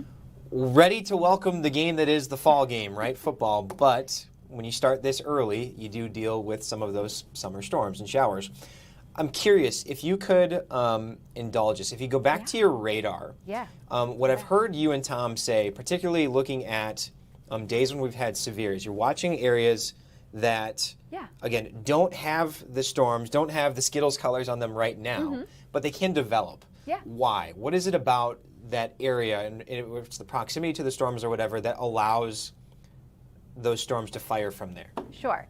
So there's a couple of different ingredients, if you will, for just a basic thunderstorm to develop. One of those, simply put, is what we call forcing, and that comes from a frontal boundary. So having a front alone is enough to have thunderstorms develop. Not always severe thunderstorms, but just that thunderstorm development in general. You also need what we call energy. CAPE is the fancy word for it in the meteorological world, and that comes from heat. It comes from humidity. So a lot of that energy right now is out west. I hear dinging real quick, so I'm going to check that real quick. My guess is it's probably a watch. Okay. Like the one you were forecasting for the southwest corner of the state? Yes. Let me look real quick. All right. We were on such a roll with that explanation too, but there you go. You kind of have the basics. The heat, the humidity, a frontal boundary, that's enough. I'm not even sure this has come out yet when it comes to what that alert was, so we'll give it a couple more minutes. Once I get a printout, then I'll let you know, Sam. My guess is it's probably a severe thunderstorm watch, because I don't see any other warnings popping up, and our storms here locally are not strong enough to be warned. But in a situation like this, we're waiting for more development out ahead of that cold front. And keep in mind, areas out towards the west, they have the sunshine, they have the heat and humidity. Now here locally, we're cloudy, but we still have rain and we still have thunder. So what we have here is some type of boundary, which can be, developing off of a thunderstorm that we saw earlier this morning. Actually, on Tuesday, remember, we didn't really have a tornado threat here locally, but what happened was we had two separate areas of storms. One of those storms put out an outflow boundary that then allowed more storms to develop. and they interacted, and that's what caused the spin. And those are very difficult to forecast because not every storm comes with one of these outflow boundaries, but sometimes they can be left over from complexes of storms that we see previously. So kind of two separate situations happening here. Heat, humidity, convective storms out towards the west, and here we have some type of boundary that is allowing more rain, more thunder, just not quite to that severe level. So it's really fascinating, especially on days like today, but we will, again, continue to watch all that development out towards the west. Okay, let's see here. What do we got? Oh, interesting. Okay, so this is a severe thunderstorm watch, and we do have some communities included in it, Sam. So let me get that up. It is for Jefferson, Kenosha, and Walworth counties. And earlier, our convective outlook from the Storm Prediction Center, they shifted the slight risk to those southern communities. Okay. So this does line up a little bit. Let me see if I can find our watch map again. If you need to go, let me know too if I'm talking over something that's No, we are good important. here. Okay, so here's the watch map. So again, it does include Jefferson, Walworth, Kenosha counties, and that goes until 10 o'clock tonight. So my guess is we are very close to, or will continue to be very close to some of that heat and humidity. You can see it filling in out towards the west too. So those will be the communities we need to watch closely, I think, in the coming hours. I do think some of our southern spots also did not see quite as much rain from that earlier morning batch, so they may not be as worked over. So maybe a few little factors that we need to focus in on there, but that's a big update. Again, we don't have any active severe thunderstorm warnings in our area right now, but it's just a signal that there is still going to be the chance for it, at the very least in these counties. But all of southeast Wisconsin, we still need to watch out for that possibility. Now that we've got storms popping towards the west, that's what we will need to watch going forward, just to see how they strengthen or maybe they weaken as they reach our area, because our energy just isn't quite there. So we still have a couple more hours before I think we'll really know what's going to happen throughout the afternoon and evening. But everything we just talked about still applies. Make sure you're taking tonight seriously. I am so hopeful that we luck out and everything weakens as it reaches us, but we can't plan that way, right? No, and if we could, we would be millionaires, I think. Yeah, right. But I mean, you point out exactly what you mentioned earlier as you went through your graphics, that it's following that kind of southeasterly trend, and as we look at that watch behind you, it is exactly the same track. So you were on it, I guess that's what I'm saying. Well, thank you. Yeah. Tip of the cap, if I may. Cool. I think that's all I have. Anything else that you want to share weather-wise that we need to know about? No, I don't think so. I'll just stress again, I think we'll really know what's going to unfold here in the next couple of hours. So just make sure you're paying attention to the forecast. Anything outdoors, make sure you have a way to receive alerts, especially if you're in this watch area now. Funny you say that. My Storm Center app on my phone has been saying, hey, there's lightning literally right over the top of you right now. Those are very helpful. They are. It is very informative, and I mean, already this week, even looking back to Tuesday, those notifications do come in handy, hopefully, if they do have to happen tonight, if those storms do fire, like again we are watching for, it's good to have that to know that something's coming. Yeah, absolutely. And I'm not necessarily thinking this is going to be a repeat of Tuesday in any way, but I will stress that there is still a low tornado threat today. It's primarily wind, primarily hail if we get those strong storms, but there is still a little bit of that tornado threat here. So again, not a repeat of everything we saw Tuesday, but some ingredients are still there. Important clarification. All right, Stephanie Barkello, thank you so much for joining us and breaking some weather news no on problem. the Wisconsin Live Desk. We appreciate you. All right, so there you go.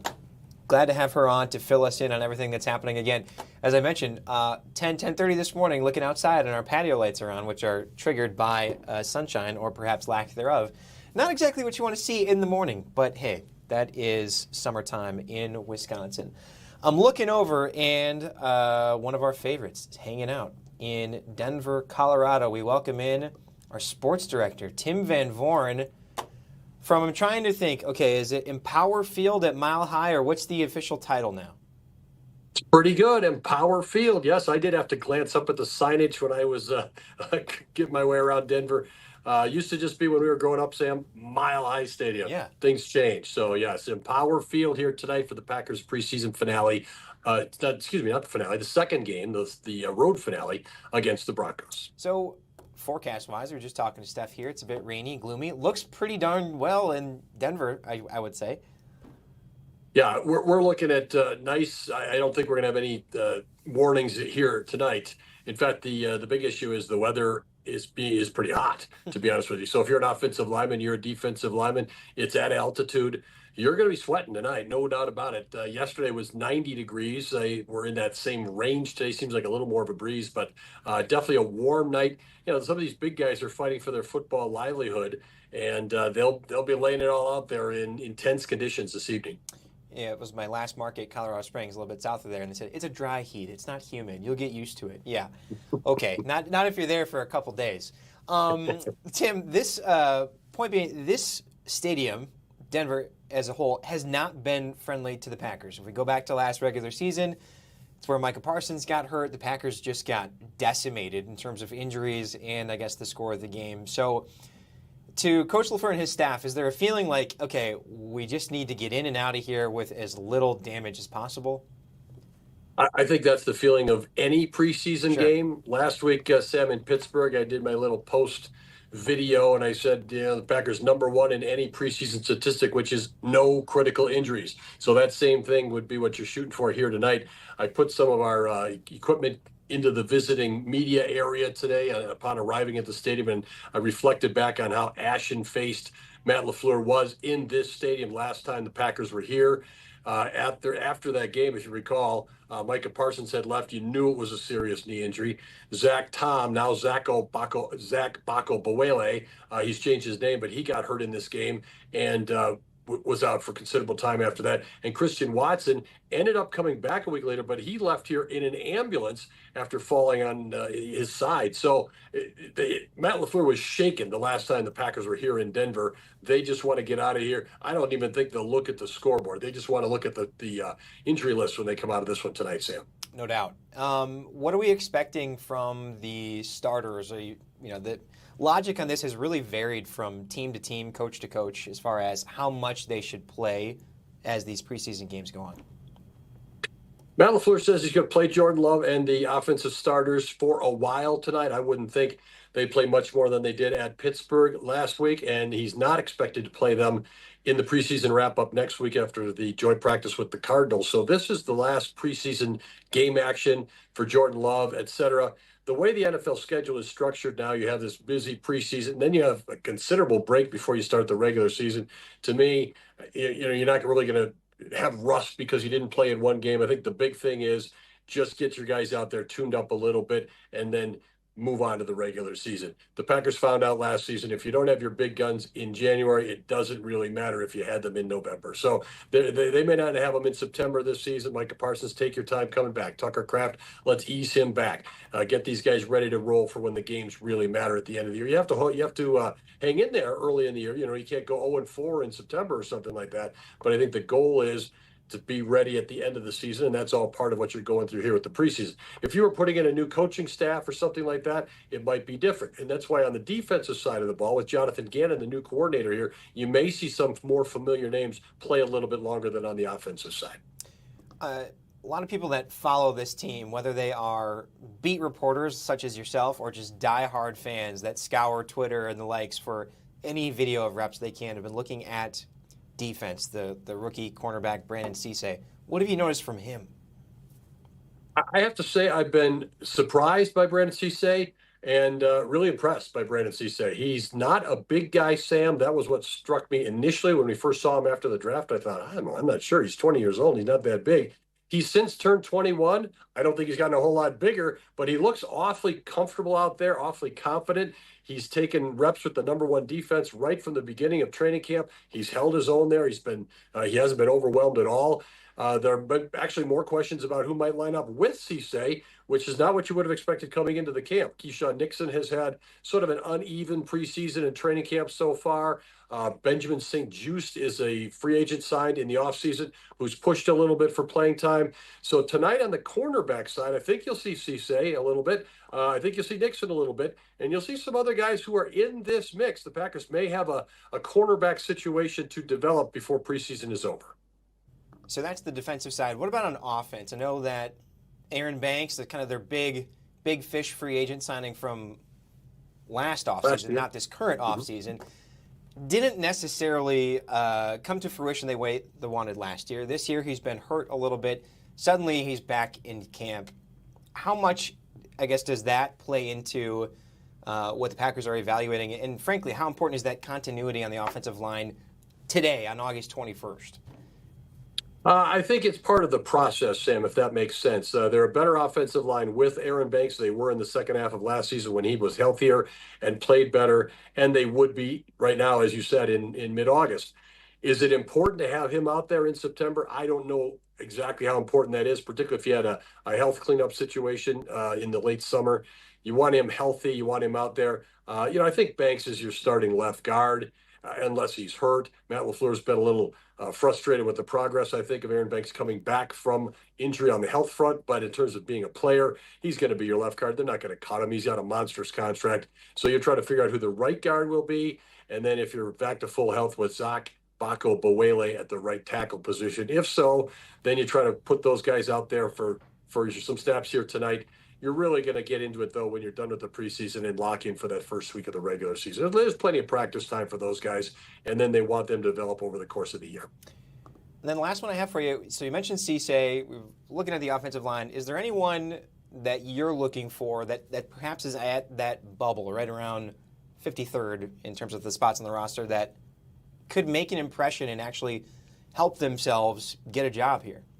I think there are some players like that for sure on the offensive line. You're talking about guys that have maybe been with the team for a year or two. Jarian Kennard was acquired last season. He's an offensive lineman, a veteran offensive. Excuse me, Sam. I knew I was going to sneeze. I apologize. Couldn't hold it in there. Oh, no.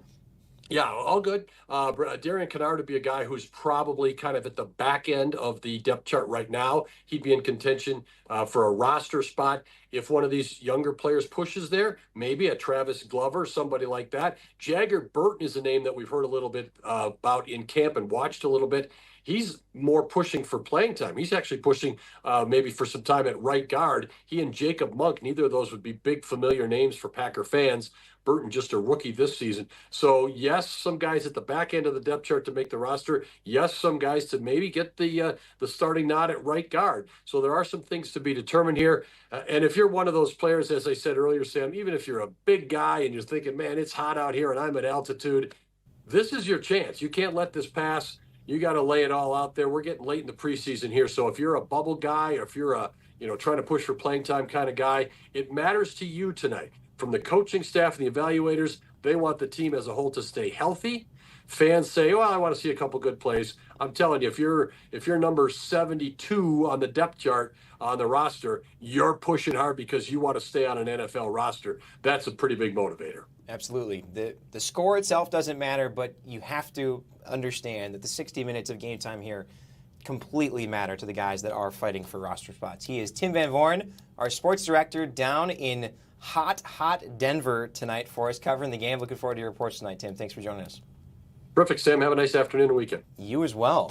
So, looking forward to that. Just think of it this way. Another preseason game means another week closer to the start of the regular season, which starts a little bit later this year, a little bit into September. But nevertheless, we are all ready for football to be back as well.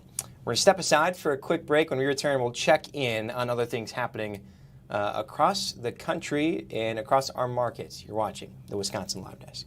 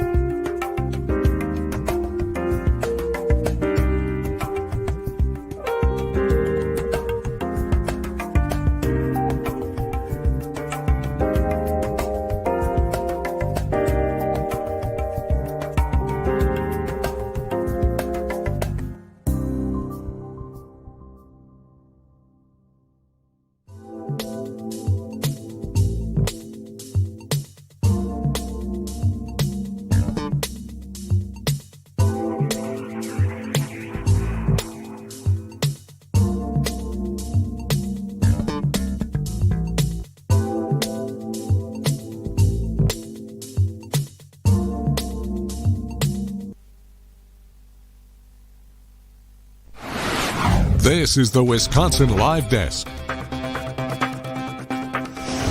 everybody. Sam Kramer back with you here on the Wisconsin Live Desk. It is Friday, August 21st. So glad that you are with us here on Fox Local. Our Durante Matthews, who was at the scene of what witnesses were telling him was a shooting that Milwaukee police were investigating near 37th and Capitol or so, a little bit west of Roosevelt and Capitol, tells us that scene, police actually took the tape down, cleared it, and we're getting out of the rain. So he is, in fact, headed somewhere else. We'll check back with him in a little bit. But before we do, there is some news today from a state representative, Dave Maxey, who wrote a letter to Paulina Gutierrez, who is the director of the City of Milwaukee's Election Commission. And this letter goes over his concerns going back to the August primary, partisan primary from earlier this month. The issue that you might remember is that the City of Milwaukee thought it was done, ready, counting its absentee ballots. Those ballots, again, can't be actually processed and ready to be counted until the day of Election Day, despite the city's efforts to lobby the state legislature to allow the big cities that actually have central count processing facilities and processes to begin processing those a day earlier so that it's not such a long wait into the night. You might remember the City of Milwaukee took its 7 or so flash drives over to the Milwaukee County Courthouse, ready to plug them in and upload all of the results, only to find out that a number of those flash drives had the wrong data on them. They were exporting the audit log, which is a log that shows every single keystroke entered on those tabulating machines, rather than showing the actual results of who voted for who. That created a delay that was at least 60 to 90 minutes. You can imagine that has led to frustration. It's also led to some conspiracies, particularly from conservatives, that continue to cast doubt on the integrity of the City of Milwaukee's Elections Commission.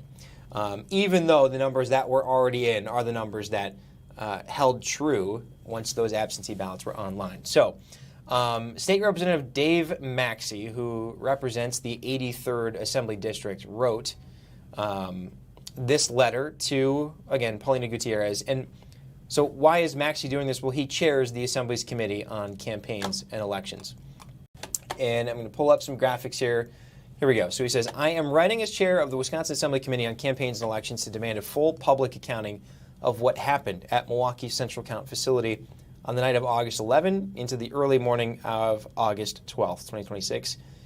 So this was a travesty, plain and simple, and voters deserve to know exactly why. He goes on to say, according to reporting, city staff left the facility without exporting results from 5 of 9 tabulators. There, so I said it was 7. No, in fact, they had 9 tabulators. 5 of the flash drives were containing the wrong data. So requiring a police escorted return trip and delaying Milwaukee's results by roughly 90 minutes while the entire country watched the outcome of a statewide primary hang on your office getting the basics right. He goes on to say, this is unfortunately not an isolated incident. It is the 3rd significant central count failure in recent election cycles. A flash drive left behind in 2020, unlocked tabulator doors that forced a 31,000 ballot recount in 2024, and now a failed export process in 2026. 3 strikes is not bad luck, but rather a pattern of mismanagement, and every time it happens, your office hands a gift to the very people trying to convince Wisconsinites their votes don't count. So, Maxey's certainly not holding back his feelings about this, and again, alluding to the fact that every time something like this happens, even though I'll point out in 2020, Gutierrez was not the executive director of the City of Milwaukee's Election Commission at the time. It was Claire Woodall, who has since left and now works in the nonprofit space. But nevertheless, these issues have happened. And the City of Milwaukee is aware of this. They have tried to improve efficiencies and kind of speeding up the process. Once again, they have lobbied the state legislature to be able to process these ballots earlier, 1 day earlier, so that when they are getting going and working on these absentee ballots, that doesn't take forever. That being said, those bills have died in the Senate, so excuse me, they just have to do the work on Election Day and finish it when they are done. So we'll see if the city has any sort of response to that, but again, keeping the pressure on, particularly as we look ahead toward November, when the midterms happen, a lot more people will be voting, certainly a lot of attention on the Wisconsin races, particularly for governor, state senate, state assembly, and Milwaukee's votes will absolutely be pivotal in that. So we will see what happens there. All right, we've got Durante Matthews, who is in our breaking news vehicle. Durante, if you can hear me, let me, 1 second, bring you up here. There we go, Durante. So where are you headed now, and what do we know? Yeah, Sam, so we just left that shooting scene. It cleared out just a couple of minutes ago before we... Oh, actually, real quick, can you look down at your mic level? Can you turn it up? How's this? Is this better? That's better, yep. Got you. Sorry about that. You're good. So yeah, I was saying we kind of left that shooting scene. We were cleared from it near 36th and Capitol. I want to say about 15 minutes ago.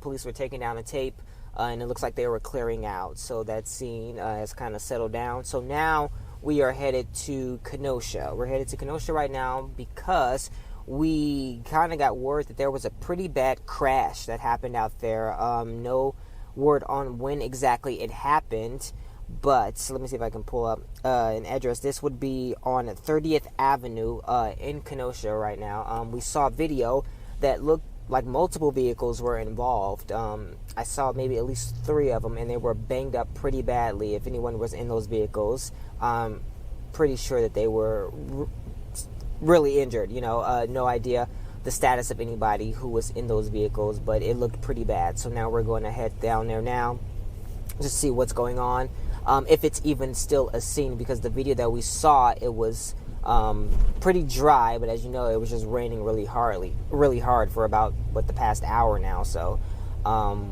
we're hoping that there's still something out there once we get out there, just to figure out what happened, to see if those who were involved in that crash were okay, and just what is that scene looking like at this moment. So right now we are about 50 minutes out. We're expected to get there just after 4:10, and I kind of want to show you, this is not helping at all right now. We're kind of in that rush hour time right now where traffic is just so bad. We're looking at the maps right now. All we really see is red and yellow, which that means it's gonna be a minute before all this clears up.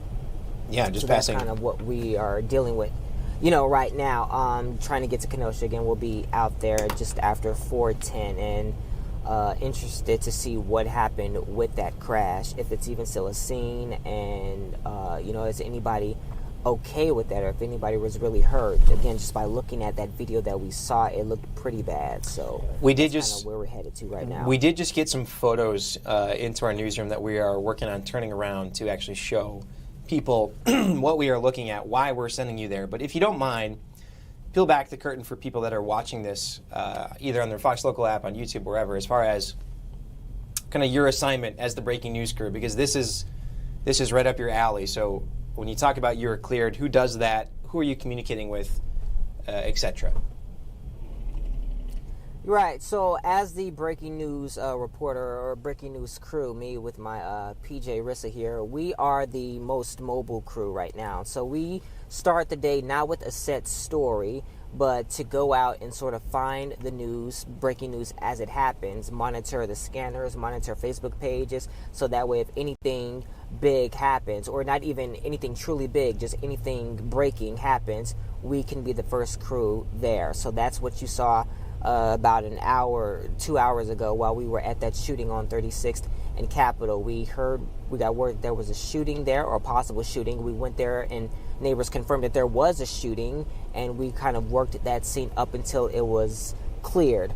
Now, me as the breaking news reporter, I essentially report to the managers on duty. That could be like I said, that could be the managers on duty, or that can be the assignment desk, the folks who gives out, the stories that people go on. So I was cleared from that scene, meaning that I was told I could leave from our assignment desk because they sent me the information on that crash in Kenosha and said, hey, head out there and see what you can see.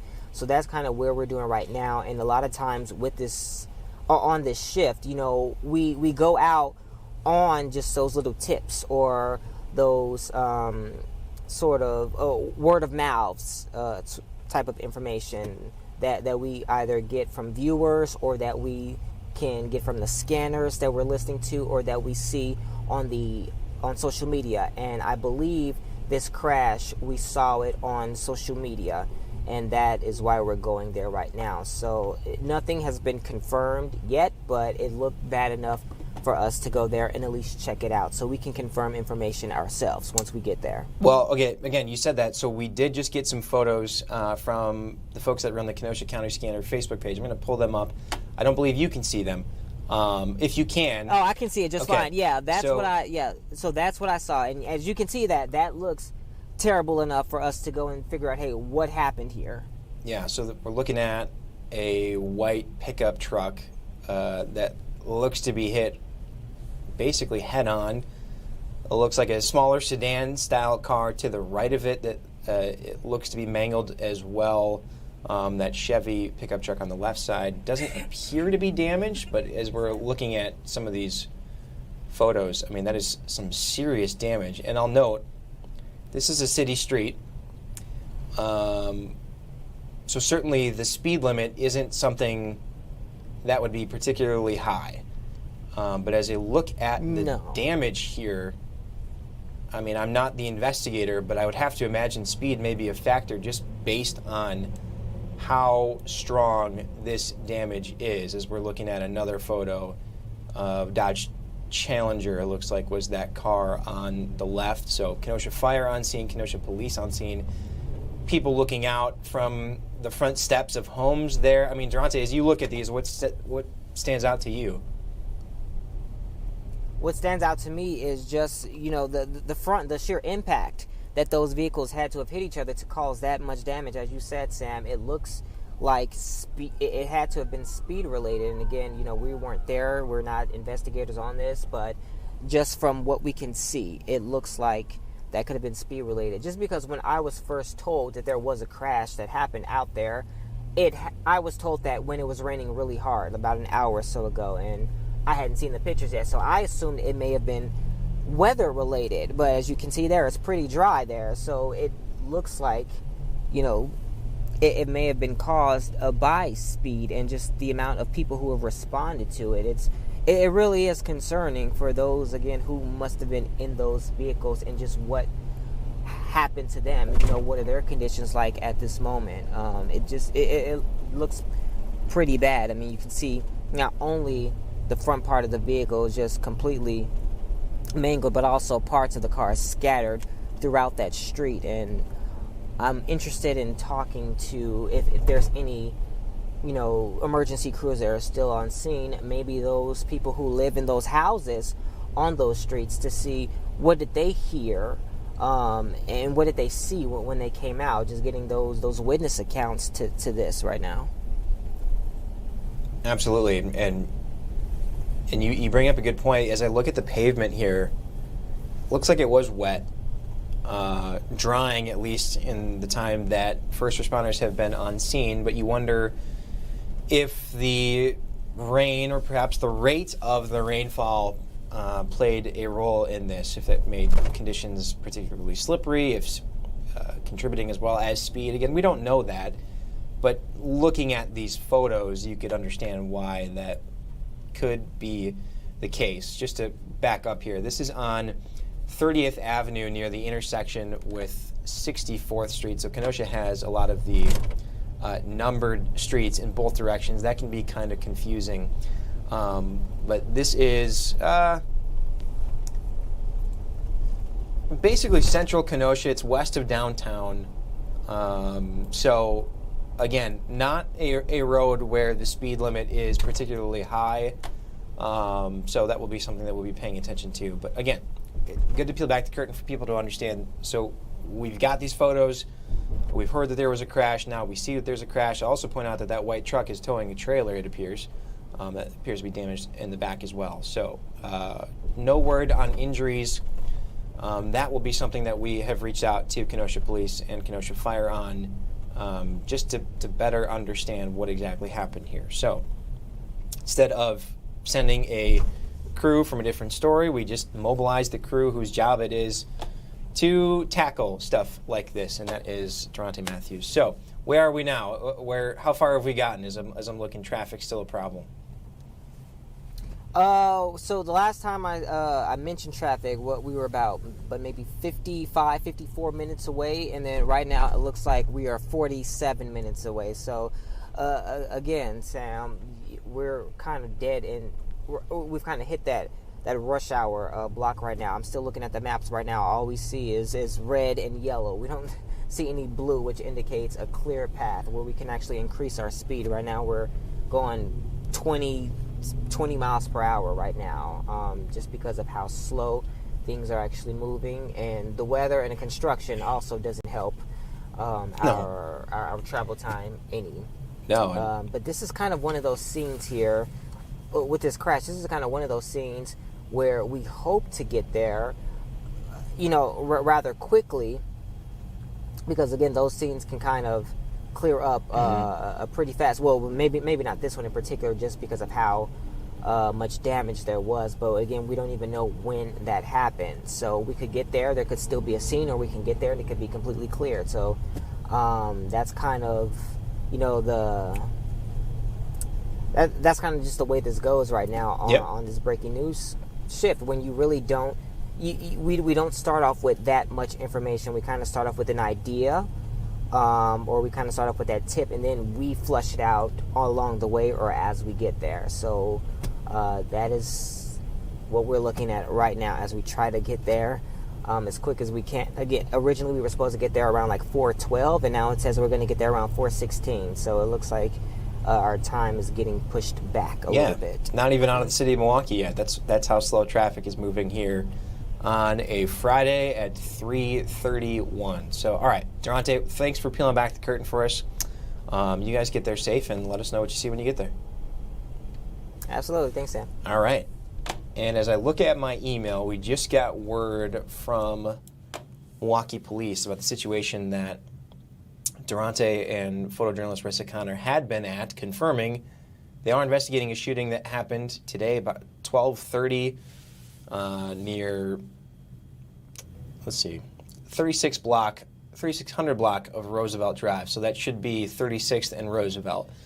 Victim was involved in a crash when a suspect from another party that, according to police, actually fired shots at the victim's vehicle, hitting that person. The victim then lost control of their vehicle and hit a home on the 3600 block of Capitol Drive. So you remember, we saw that silver car had crashed into whether it was the ramp and or stairs leading up to one of those homes. That confirms what we have heard.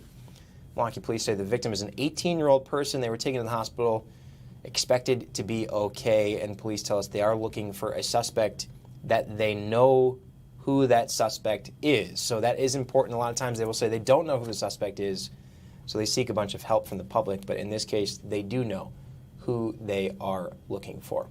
All right, as I'm looking at our sources and I'm looking at the clock, because I have stayed longer than I've intended to be here, let's see. The murder trial involving the death of rapper Tupac Shakur has returned to court. I'm going to pull that up just so that we can listen in as things get back underway here. Maddie Stelk will be with you on the other side.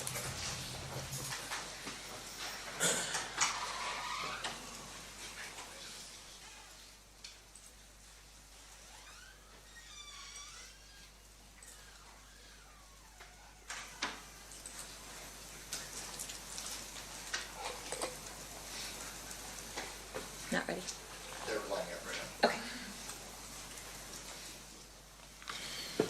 Judge, did the courthouse turn off the AC today, or? It's a little warm in here. Agree. It's always warm in the robe, so I don't know. It's called County Field to pay the power bill. I think that's why.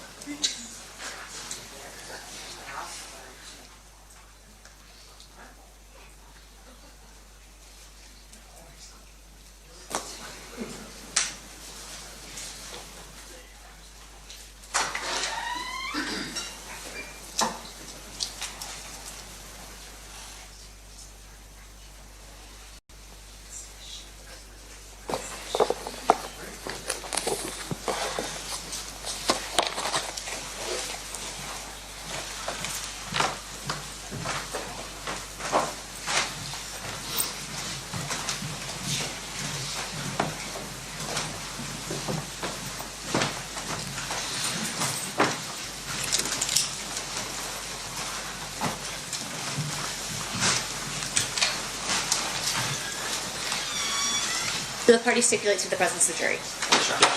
All right, you may be seated. Welcome back, ladies and gentlemen. We are in the middle of two-thirds of the way through exhibit number 118. State, you may resume playing. Hey guys, Maddie Stelk, just getting logged in here. I want to take you out right now to a scene on the highway. This is a flooding right now that's impacting WIS 175 southbound near Wells Street to Wisconsin Avenue. Has to be closed off right now, these 3 left lanes, due to flooding right now as crews work to get this out of here. You can see kind of impacting traffic a little bit here as we take a look. One of those lanes completely blocked off right now. This is after we've been seeing a lot of rain, torrential in some areas of southeast Wisconsin. I'm going to leave this shot up. I still got to get logged in here, but again, this is live right now. Again, all the 3 left lanes are closed on WIS 175 due to flooding.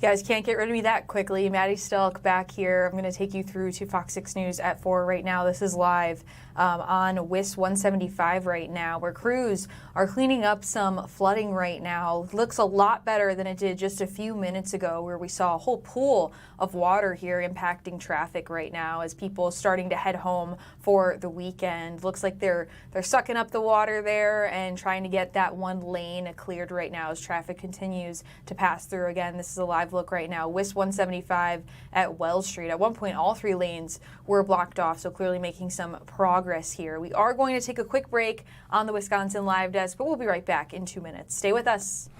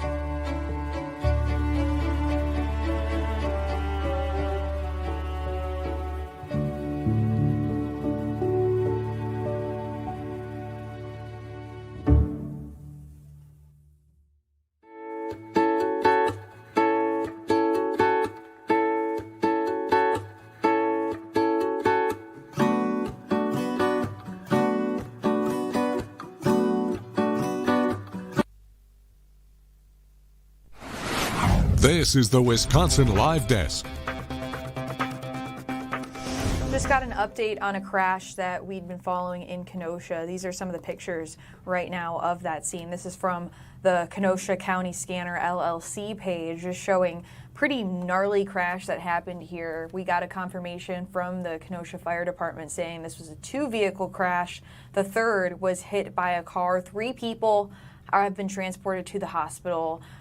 Right now, no deaths have been confirmed, but we're going to continue following this right now. But again, we know 3 people hospitalized after this crash right here. Again, this is from the Kenosha County Scanner LLC. These photos right here showing this is a pretty bad one. Again, 3 people transported right now, and these are the 3 cars that were involved. According to the Kenosha Fire Department, they were said it was 2-vehicle crash, and the third was hit by a car again. So 3 people transported, no deaths confirmed right now, but we do know that those 3 people have been taken to the hospital. No word on their condition. We were monitoring some DOT cameras, one of them showing some flooding blocking off some of the streets here. It looks like that camera has since changed right now as traffic does start to clear up here. Again, this comes after we saw a round of storms earlier this afternoon, and right now parts of southeast Wisconsin are under a severe thunderstorm watch. Let's bring in meteorologist Stephanie Barkel. Steph, I'm seeing the temperature creep up a little bit. Doesn't seem to be working in our favor. Right, we're watching that really warm and muggy air mass that's up to Madison now, getting close to some of our western communities. And to your point, Maddie, yes, we do have a couple of communities or counties that have been put into a severe thunderstorm watch. That is Jefferson, Walworth, and Kenosha.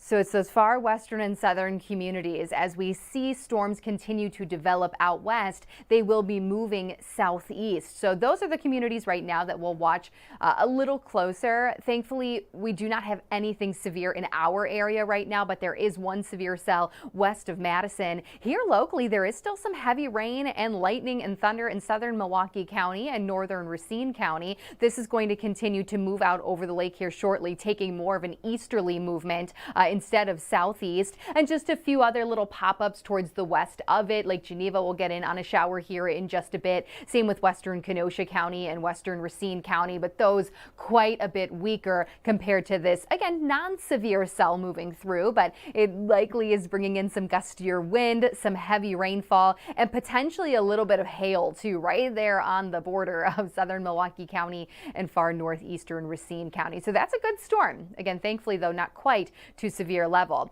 Now, when it comes to that severe storm out towards the west, the bulk of this should stay just west of our viewing area, but we will need to watch, number one, the Janesville area and maybe far western Walworth County. It is possible that it potentially cuts into that county.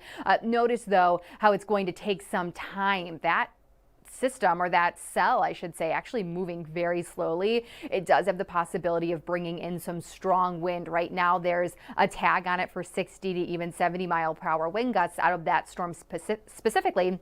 Thankfully, it's a ways away still, so we'll be able to watch that one absolutely no problem. And I do think, again, that the bulk of that will stay towards the west of us. So from here, we need to watch all of these little pop-ups. There's one towards the Dells, one west of Oshkosh. These northernmost cells actually appear to be moving more easterly. This Dells one, though, we'll need to watch as that may get a little closer to us in the coming hours. And then notice this gap in cloud cover here in between our cloud cover in eastern Wisconsin and the storms out towards the west. This is clearing across some of our far western communities. That's going to bring in that jump in temperatures, that higher humidity, so that once again, that warmer and muggier air mass, it's starting to work its way eastward. And that just means we need to be more on guard for the potential of stronger thunderstorms. The good news is that we'll be able to watch them move our way as they continue to develop west of us out ahead of a cold front. Now, the cold front is not going to clear our area until probably overnight, maybe closer to midnight, but we should see thunderstorms ending by around 9 o'clock. So the good news is that even though the front's not going to move through until overnight, I do think our storm threat will end a little bit earlier than that. So it's nothing essentially, put together right now. It's a lot of isolated storms out ahead of this frontal boundary extending all the way down into southwest Wisconsin, but we'll see what else comes together in the coming hours. Once again, through at least 9 o'clock tonight, we will have the chance for some of these scattered showers and thunderstorms. I know there's a lot going on tonight between football games and events. Some have rain right now, some have sunshine right now, so it's really hard to plan. I completely understand. Just know that this is one of those situations where we just have to keep checking the radar, watching the storms out west, and see as they get closer to us in the next couple of hours how they strengthen, how they potentially weaken. That will be our biggest impact. So I know it's a bit annoying when it comes to your Friday evening, but it's going to be one of those nights where we just got to check the radar from time to time to see what is going on. We call that nowcasting, essentially. Now, the good news is that after 9 o'clock tonight again, and after midnight especially, the threat for thunderstorms and severe weather completely out of our area. Saturday is going to be a nice day. Northwesterly wind, a little strong. We could have a little bit of lingering moisture near the lake, so an isolated shower or storm not out of the question, but most of us will be just fine. And then by Sunday, plenty of sunshine. And we will see sunshine tomorrow too. It's just that slight chance for one of those showers in the afternoon. Nearing 80 tomorrow, but with a north wind, mid-70s then on Sunday with much lower humidity. All in all, looks to be a good weekend. But a reminder again, severe thunderstorm watch for Jefferson, Walworth, Kenosha until 10 p.m. We are watching non-severe storms right now, but there is some severe weather out west that will potentially be moving our way. So in the next couple of hours, we could see more activity here in southeast Wisconsin. All right, Steph, we'll keep an eye out for tomorrow. I know you had mentioned the chance of rain. I know you probably said it, but I need to hear it again because I want to go to the farmer's market tomorrow, and this happened last Saturday where I wasn't able to because of the rain. Should we be in the clear for tomorrow morning? Yeah, I think tomorrow morning's going to be just fine. It's, again, I think most of the day is going to be dry. Just if you're out, especially towards the afternoon, you might see a stray shower, but nothing big. Nothing too bad. Nothing we can't handle here. I'm looking at our live shot right now, kind of off to the right. Is that the rain that we can see coming from the clouds, or am I overthinking again? No, you're absolutely right. That's what we call a rain shaft, Maddie. Good work. That's because the storm that's not severe is in southern Milwaukee County now, and it's starting to move out over the lake. So yes, you can start to see some of that rain falling over Lake Michigan. Good job, Maddie. I'm impressed. Oh, thank you, Steph. I think that's where our breaking news crew is right now, seeing some rain as they're headed back to the station. So we'll keep an eye out. Hopefully this kind of tapers off in time for football and other events happening tonight. Thanks, Steph. Yeah. We'll keep an eye out on the weather as well. Again, this is live right now from our breaking news crew from our Fox 6. I don't think we've decided a name yet, have we, Delaney? I think it's just the Fox 6 truck right now, but it's got a bunch of cool features, so it needs to have a better name than that, I feel like. But yeah, we're tracking some storms here, right, Delaney? You were going to say something. I was going to say, I don't think, it has an official name yet. Still in the works. No official name, still in the works. But yeah, this is the rain that we're dealing with right now. It's also really cold.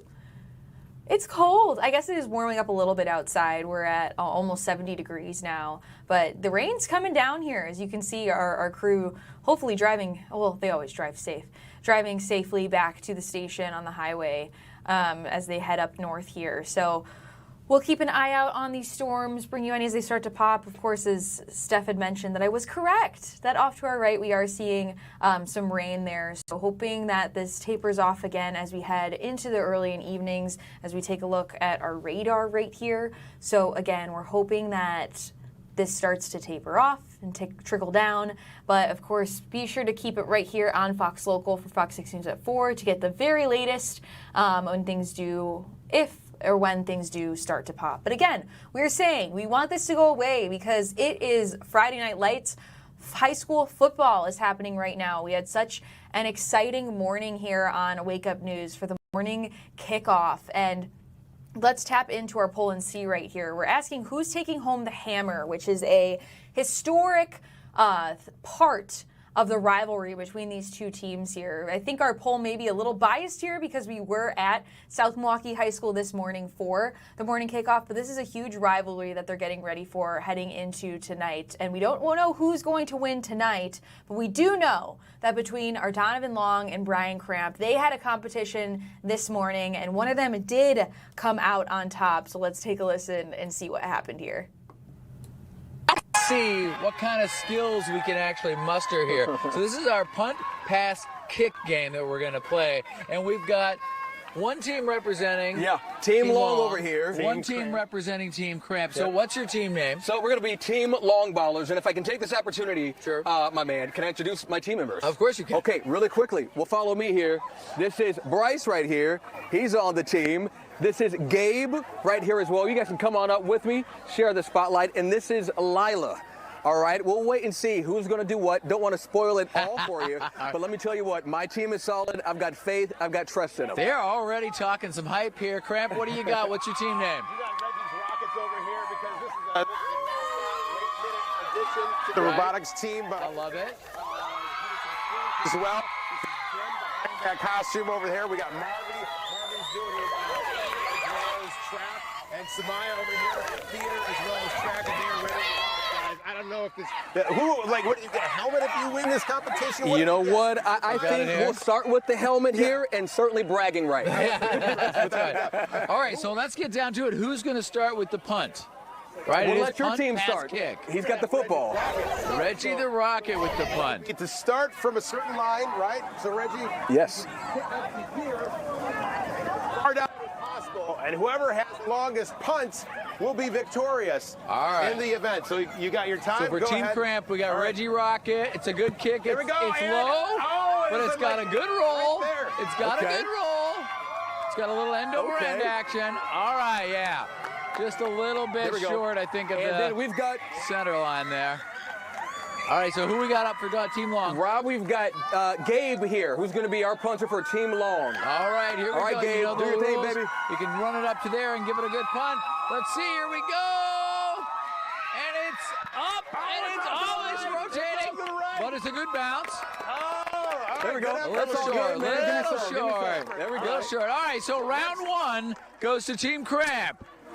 All right, now we're doing the pass now. We got to do it in order. Punt, all right, pass, Samaya was the one that wanted to be the quarterback in this instance. Okay. So she's got quite the arm, Rob. Got a good cannon there for we need the football. We just need a football. Here. You know, somebody's going to have to run those footballs back to us to get the pass going. We've got a gentleman getting the football, so he's helping us out here. Yeah.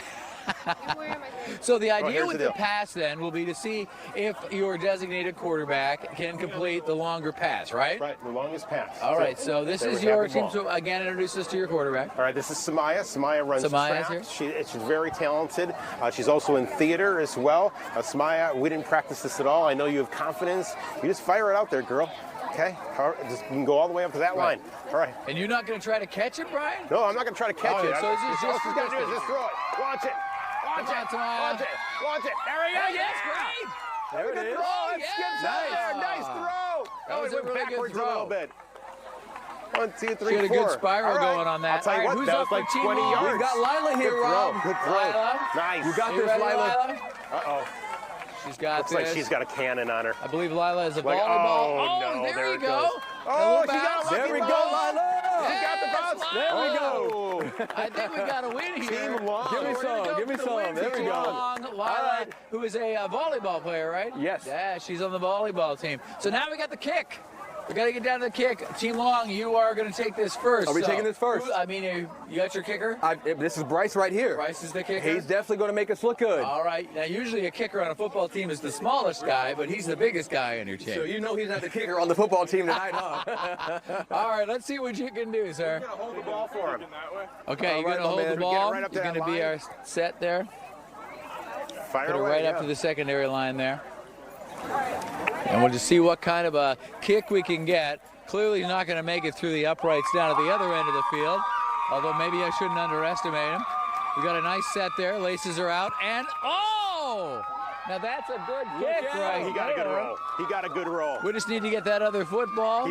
Keep it low and long. That's a good roll right there. All right, Team Cramp. Here we go, Marvin. Who do we got, Team Cramp? Marvy's going to kick it. We got Reggie, a.k.a. Ben, who's going to hold the ball. These guys didn't practice, Rob. All right, come on now. Fire away, Marvy. Laces out. Here we go. Get going. It's a little. Oh, no. So that goes to Team Long Ballers. 2 out of 3 for Team Long, and I believe the first ever helmet award for the punt, pass, and kick competition goes to the Long Ballers. Yes, sir. A well-fought competition. All right, Donovan's team victorious there. So we did get the results of that, and we know that Donovan did win here. But again, the game still on the line, the hammer, if you will, still on the line tonight between the Cudahy Packers and the South Milwaukee Rockets. Can't imagine my mascot being a Rocket. And I didn't know what the mascot would look like, and I saw it, and pretty interesting. Delaney, what do you think? I know, I don't know what I was expecting, but definitely interesting. Me too. But yeah, I'm glad. I think it's funny that he has a little hole. Actually, that might not be the official mascot. That might just be a... I know, they might have just been in the spirit. I know, I'm interrupting you because look at that. Look at that line of storms right there. This is live right now. Our breaking news crew coming out of the end of that storm there. Oh my gosh, what a shot. Rocket couldn't get through that. Am I right? Delaney's just laughing. She's not. I think the best high school mascot is the Freeport Pretzels down in Illinois. And the only reason why I know that is because we frequently take that weather camera down in Freeport. So actually my friend almost went to Freeport. It looks like we're looking at our temperature bug right there down below. 66 degrees, that's dropping before we were pushing closer to 70 right now. But what an incredible shot that we have right here from our weather truck right now, showing the end of this storm here. It looks like they're going at the light at the end of the tunnel as they try to chase this out as they head back to the news station here at Fox 6 up in Brown Deer. Wow. Incredible shot there. I wonder if we have any audio we can bring up, potentially. No audio there. I wanted to hear the sound of the rain trickling down. I do have an alarm clock where I listen to the rain every night. My Hatch alarm clock. Highly recommend. You know how people say things that are worth the money? A Hatch alarm clock, definitely worth my money. I love listening to the sound of the rain, and that's good. A good thing because we are seeing a little bit of rain tonight. Hopefully things do clear up again ahead of the festivities with high school football and anything else you've got going on tonight. Hope you all have a great weekend. Keep it right here on Fox Local for updates on your weather.